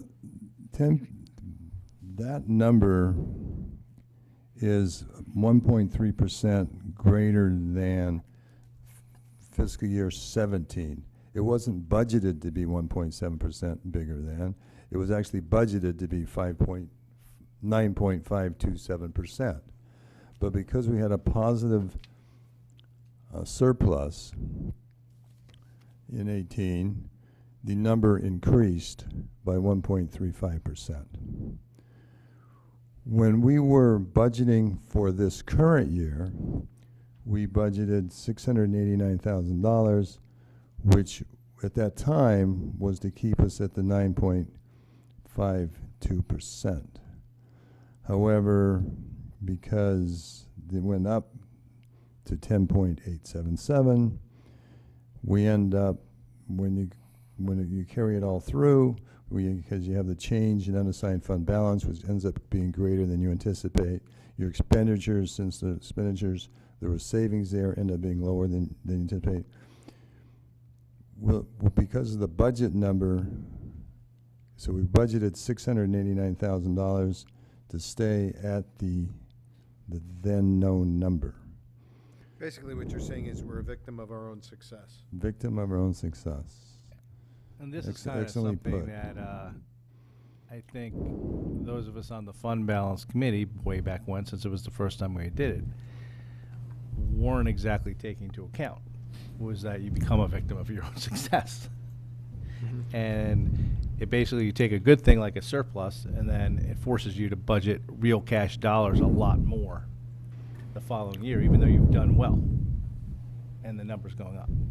So we will actually do harm this year. Yeah. We will, if we're on budget. So, Right. So assuming that we are actually meet budget, that we would need $1.74 million Next year. for fiscal year 20 to get back to the fiscal year 18 amount. Right, because you're going down by the fiscal 19. So that's made up of two components, one that makeup piece to get the 10.75 up to 8.77, and then the new expenditures, which is like $12 million. So, Which, stop right there. I mean, I don't think when we were preparing this, we ever expected that just because we have a good surplus, that we'd be going from a budget year of 689,000. This is all doing pretty well for a while. We were going up some commensurate amount, but it never jumped over $1 million of fresh money. So, yeah. continue on. And said another way, right? We're on a much better trajectory than we thought we would be just a few years ago as it relates to the fund balance itself. Yes. Much more I mean, quickly. we've gone from like 7.57 Right. to currently 10.877. Right. Okay. Go I ahead. don't think Did you anybody have your expected hand to up, go Mr. that Dwight? fast. Go ahead. Just to be clear, when you say, for anyone who's listening, right? When you say do harm means that the percentage is falling less than the percentage we expect for the end of this fiscal year, which is 10.877. When you say do harm, that's what you mean. Less than the 630.18 amount. Yeah, right, which is 10.877. Correct. Right. And if I'm correct, and Mr. Walsh can correct me, our guideline is trying to get us to 11, correct? Well, it Or wants cap- us to be between 8 and 11%. Ah, okay. Everything's fine if we're between 8 and 11%, and as long as we do no harm, meaning that we don't go down from the previous year Well, and on a what- percentage basis. And as I recall, one of the reasons we put the 8 to 11 mark in there was if we had passed it at, we want to be at 11, we would have already goofed ourselves up with our auditors because we'd be out of line with our policy. Right. Right. When we passed it, we were at about 8, or projecting to be at 8. So we used Yeah. where we were as the floor. Yeah, I think we're actually lower than 8, but yeah, so. Yeah, we were didn't- under 8. Yeah, we. For the first year, we said it wouldn't be, it could be go Wanted down to to be at 7.5. 7, I think. That's right. 7.5. That's right. It had to be Right. 7.5. It was in the But policy. then Because the 1 year first year later, was it not had to be possible. 8. So It had to be initially- 8, and we already knew we were going to have a surplus from our quarterlies. Right. That was going to That's- push us over 8. Correct. And then we said, once we passed 11, we would then look at the balance and say, do we push it to the internal service fund? Do we push it to OPEB? Right. Do we leave it where it is? It was a decision point at over 11, is that And we right? originally had to do no harm provisions because if we did nothing in a given year, so say we were over 8, Right, say we were 8.2. right. If we did nothing, it was because the budget was increasing, generally, at that time, between 2 and 3%, we would naturally just go down and we'd fall then below it without Correct. doing anything. That's why we said, did the no harm. It do no Yep. harm. What I don't think I Fully don't think appreciate anybody appreciated or took into account was that we would have a number of good years of surplus, large surpluses, so that in 3 years, we'd actually, or 4 years, I think it was, Bob, correct me if I'm wrong, we'd go from 7.5 to now almost hitting our max. I thought it would be a gradual buildup over Right. a 10-year period, and we'd think about it over time. But we're a victim of our own success. Yeah, Ms. Esmond. Right, because the flip side of doing no harm is tying up money, overtaxing, Yeah, yeah, and then that quickly. becomes, Yeah. yes, that becomes the problem where you have the taxpayers' surplus money, and now you're having under the formula to have to add on to keep up the number to be at what its present number is. Yep. So I think, yeah, is my point, is after this budget's over and we start meeting with the fund balance committee, I think we've got to rethink that process. Bob and I have been talking about some of the ways, and he's going to get to them over here on how to maybe adjust it for this year. But I think there's got to be a better mechanism. So, to control that. Are you still shooting for about 11? I mean, the public understands where we want to be, and Well, they're therefore- moving it higher. It's just, The rating agencies? Yes. yeah. They're taking into consideration. And it was always, to be quite honest with you, it was always higher. I mean, when we had those original, you can look back at those tapes and the numbers we were getting, not only from hearing from Joe Centofanti, Bob even knows some of these numbers, but even from any of the articles you were reading, was basically saying that AAA, and most of the AAAs are close to this in Connecticut, are 15%. There's plenty that are over it. Although those comparison charts, nobody's, who's. They didn't, they only 15%? listed, he only listed like 4 or 5 of them. One of them was wrong. He listed Stanford at 0. Right. I had Bob check on that because I'm like, how could Stanford have 0? Turns out they were 4.6. 4.6 or something else like that. I think we need to see, the committee needs to see, and this board needs to see what every AAA is.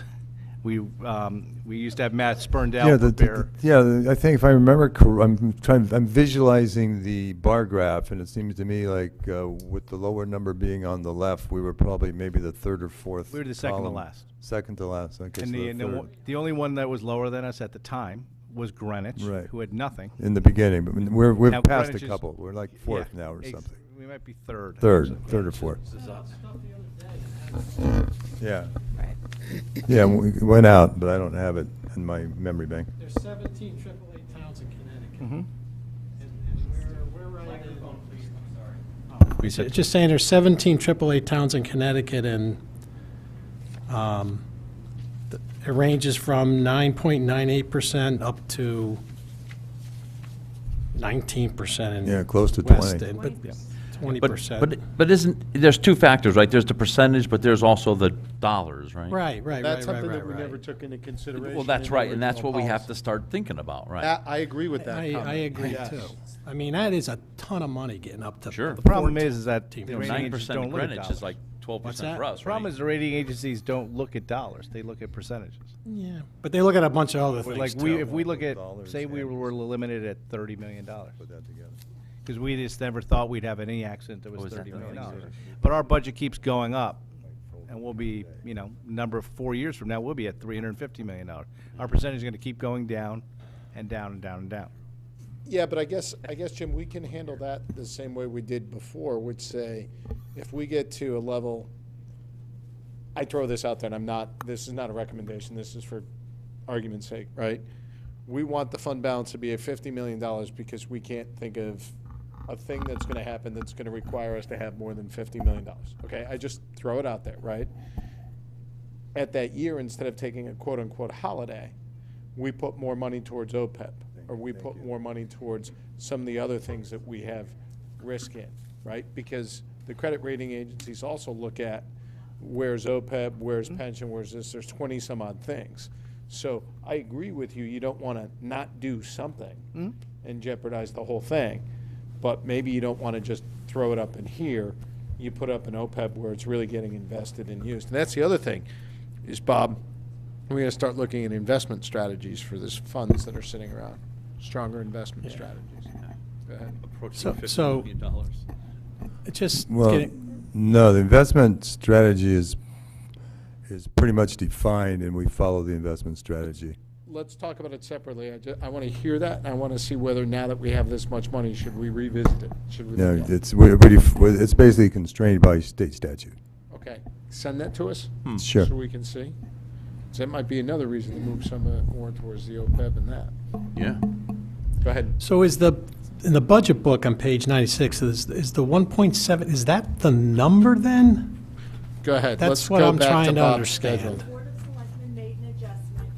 Well, let me just, so basically, so that page you looked at, What would you page is see that, I'm sorry? 1.7, the first page, the sheet, you see down there, that required a 1.740, so that's what was presented to the Board of Selectmen.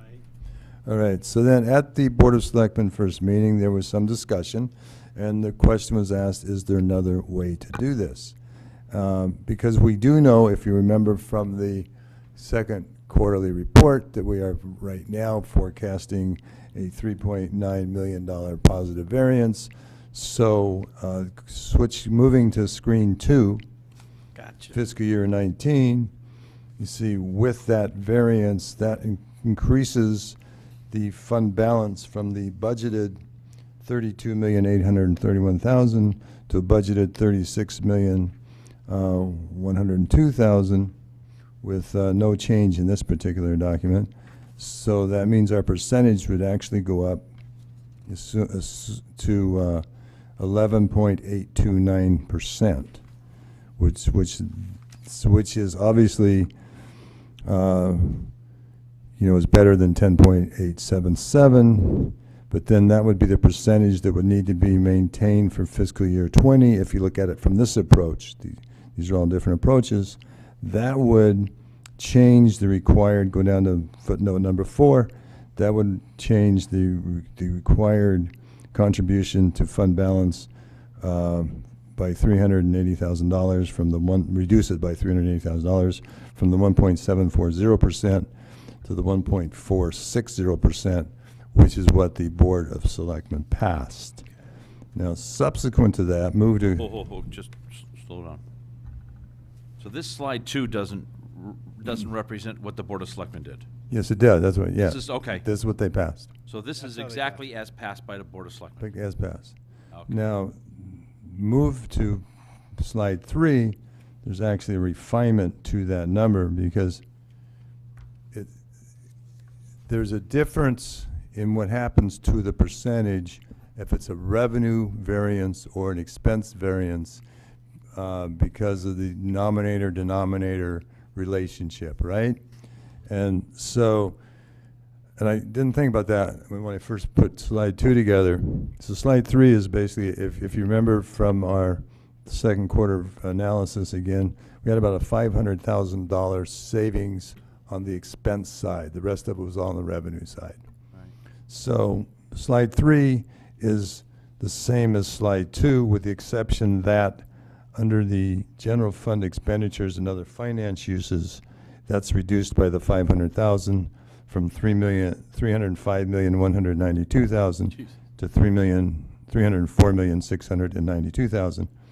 What that does to the analysis, that would actually require an increase under this formula by $70,000. It would change the Board of Selectmen number from 1460 to 1530.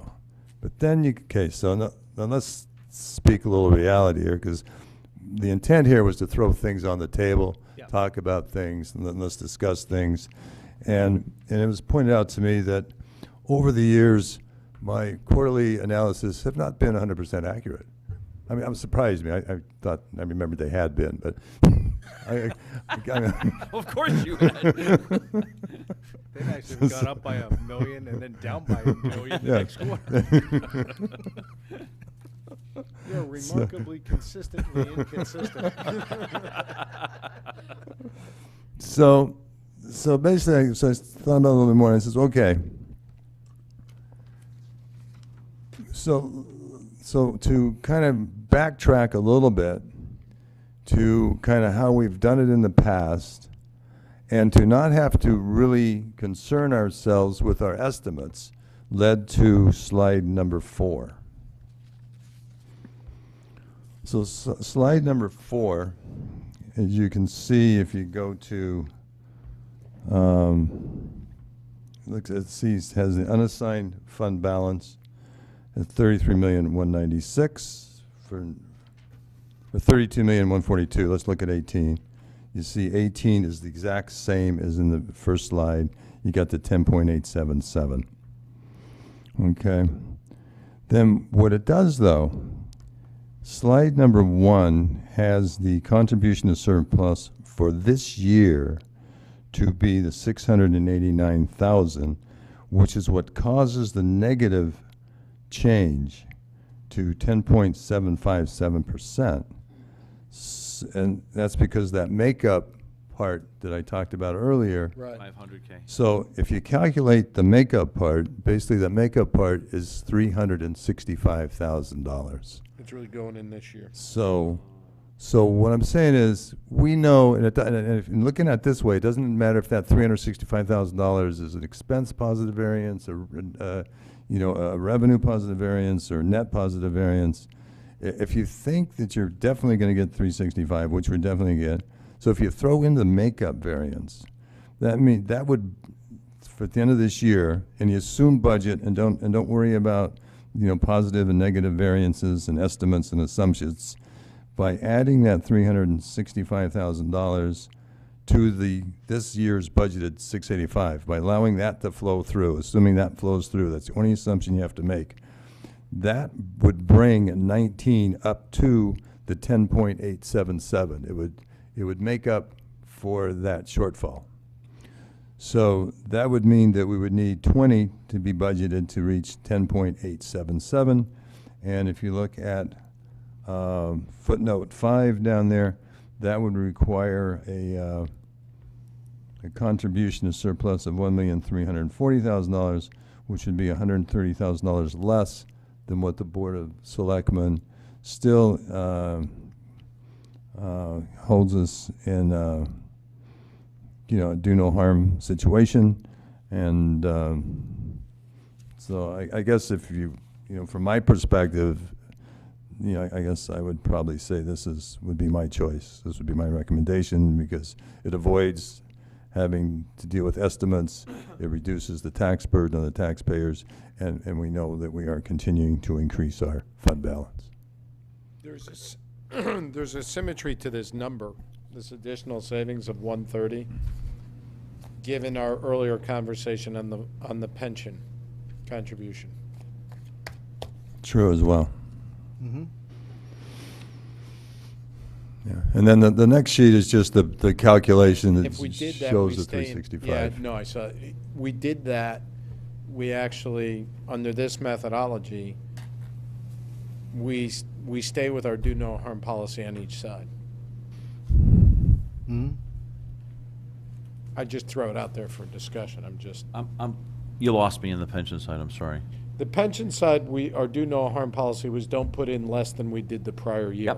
Yep, oh, you're right, yep, Right? We're saving 130 here. right.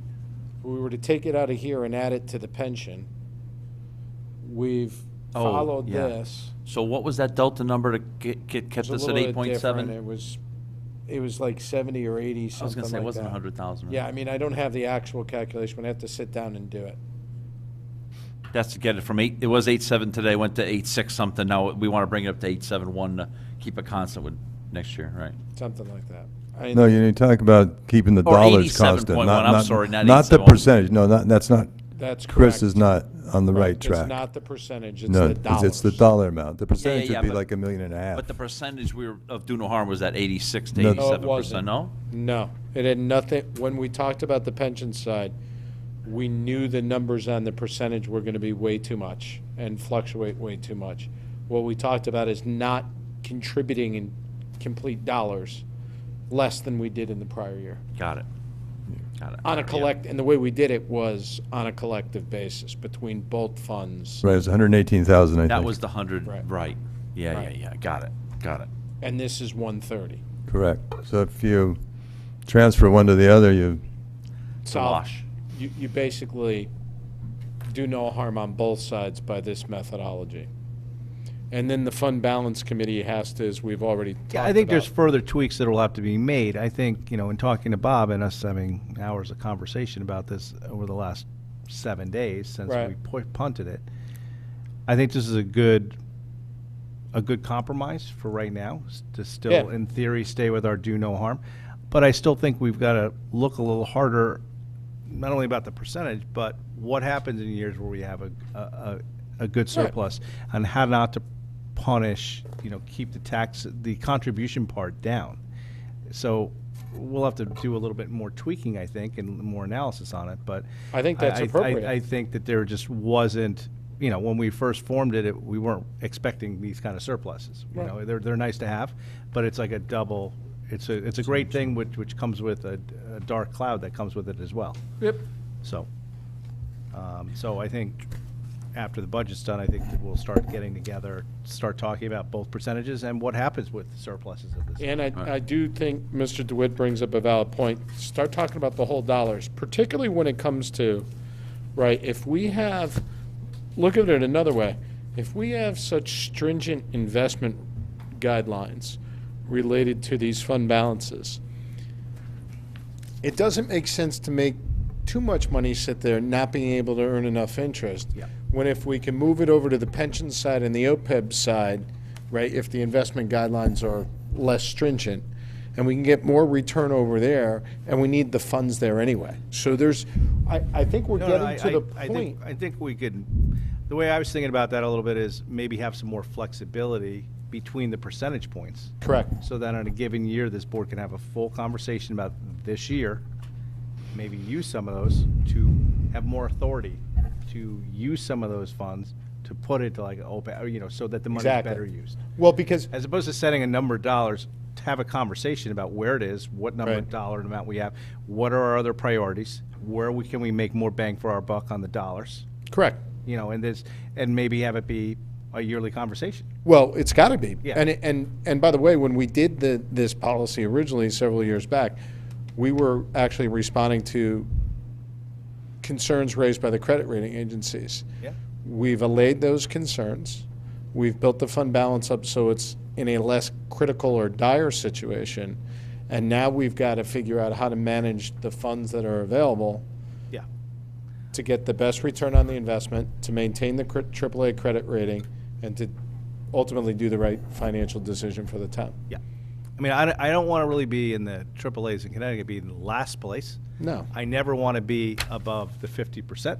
Like, Exactly. Right. This is not a race we want to win. I'm not going to try to ever get above, but I'd like to be somewhere closer to the middle of the pack.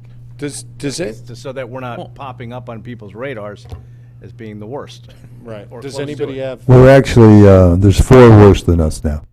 We're 5th from the bottom, 12th from the top. And would it be interesting, and again, to that analysis, is where do they all stand relative to OPEB, pension funding? You can't look at this anymore in a vacuum and say, we're 4th from last. You got to look and say, we're 4th from last here, but we're killing it here. And during the day, a few years ago, we had a AAA bond rating, and we were at 5%, right? Well, Yeah, but it was, I know they were giving us the war before my time. and the other here. problem was we were being lied to by or misrepresented by our current first selectman at that time. oh, don't make Who me was call a telling point of us order. that we didn't, we had to aim for 5. I was in those meetings like, we're at like 4.8%. It's like, well, you don't never have to be above 5. That wasn't the case. Turned out to be not the case. According to the AAA and well, regards to the credit Credit rating agencies. You're talking about 10, 15 years ago. Yes, we were yeah, doing we're this. talking Not about, yeah. a long no, time no, ago. Definitely not the current first selectman. He had the same problem. The current first selectman. you're right, problem okay, so you're had talking the about- exact same problem we're talking about here and was on the board talking about it. Yeah. So I have a Oh, question. Let's So we're go. clear It's about Mrs. that. Leclerc. So I served on the Fund Balance Committee, and at the time, we weren't keeping up with our increases. And so that was our major concern, was to keep up with the annual increases. We weren't looking at surpluses. Yeah, But in right. a way, we do look at the surplus at the end of June every year, because we can make the decision to add that to the fund balance, or we could move those funds someplace else. And we have done that. So in a way, we do look at it each year. I agree. I mean, it's gonna In be- that same vein, when it comes to September, if you want to strengthen transfers, if you want to strengthen the internal service fund, Money should be done. and that type of thing, which, you can not add it to fund balance, but still add it to our balance sheet, if you will. Right. And Well- reduce the need for makeup. And that's where the toggle is as to Right, where do we yeah. get the best bang for the buck. Right. Yeah. But that assumes there's a surplus to do that with. Yes. Yeah, actually, the state has kind of scared us into these surpluses. We start out managing these things so tight because we've been concerned that some of the state funding might be You're dropping absolutely right. mid-year. Yeah. So with that concern, we manage very tightly, and that's, Right. so it's. Mr. That's DeWitt, and then I think Ms. Esma. Not that I'm advocating this, but I'm kind of curious why we didn't try to get to the 11% on the dot number to come in complete compliance with our policy. Well, Instead of 10.8, instead of doing no harm, really doing no harm, the exact same percentage? Well, we're Doing gonna no harm be- by going to 11. Well, he's We're, not, we're gonna be at 11 when the year is over. We will be at he's 11. not factoring in the entire surplus from this year. I'm just saying, as Oh, the oh. methodology to save the taxpayers to not He's overtax. underestimating the is- surplus. yeah. No, I got you. I'm just Yeah, yeah, using yeah. the portion of the surplus for the makeup. Well, just like we thought we were going to be 9.5 this year, and then we're at Right. 10.8, right? Yeah, So, okay. exactly. Ms. Esma. I agree with what Mr. Walsh said. I think a better way to put it is we don't want to be the most expensive house in the neighborhood. We talk amongst ourselves about, let's give the taxpayer some relief. Actually, what we're saying is let's just rebalance our investments to make better use of their tax dollars, rather than, suggesting even that we would forego that money somewhere Well, else. I guess what I was trying to say, right, was instead of having to increase, and I'm not recommending this, but I was uncomfortable with the earlier discussion on what we were doing with the pension, because it was going against something we tried not to do. This allows us to take care of that without changing anything to the taxpayer. Said the same. We're all saying kind of the same thing. Anybody else? Anybody have an issue with this discussion? I'd like to thank you for the discussion. Yeah, I'd like to thank Bob for, for the work that he's done this last week, and in doing it with the Board of Selectmen as well, and I think this is a good result overall, and, but with this, sitting down with me, and, we had hours and hours of conversations, but I think we got to where we need to get to. So, Yeah. thanks, Bob. You're welcome. And God willing, we'll have at least one more good year, and then Linda will be gone, and who knows what the hell in a handbasket. End times. Consulted. Can you find 700,000 so we can put that towards the pension cost? All right. Anybody else have anything else? Any other communication? Any questions, comments, concerns on anything? This finishes off our budget hearings. If anybody has any questions for anybody that we need answered, please email myself as well as the clerks of the board, Mr. Mayor, to make sure that we get this done. I want to give out the Unsung Hero Award on this to Jen Carpenter, who's done a great job keeping us on track and helping with the agendas and all that kind of stuff. Thank you, Jen. I also want to remind everybody, a programming note, that Saturday morning we have our forum at Ludlow, and I believe it starts 9:30? 9:30 on Saturday morning. I have no idea what turnout will be like. We never do. So we'll see. We block out from 9:30 to 12. Whether it goes that long is anybody's guess. And then our voting night is next Wednesday. We have April 1st. Combine them at all? Are we? No, well, I was just going to. Well, I was just going to ask, does anybody see a need for a meeting on Monday of next week? I don't have anything No, I was to going to make a discuss motion we Monday take that off. next week. We'll Well, call it even if we another did, snow day. Couldn't we call people with questions for Wednesday and combine it into a vote? Absolutely. And we've done that in the past, Sheila. So I think. So I make a motion, we cancel the 4-1 I don't even, I think I can just following. do it. Yeah, okay. Yeah. Make it another snow day. Yeah. Anybody else? The only other question I had Sure. was, when do we vote on the town clerk's salary? Because we have to do that before voting night, right? We can do that voting night. Voting night? Night of, okay. We'll do the town clerk. So then we have to we'll do that before you roll up a number, right? Yeah. Then we'll do the rest of the budget. Anybody Peace. else? Anybody? All right, do I have a motion? We'll go with Mr. DeWitt. Do I have a second? We'll go with Mr. Walsh. All in favor of adjournment? All opposed? That's it, everybody. Good night. Thank you.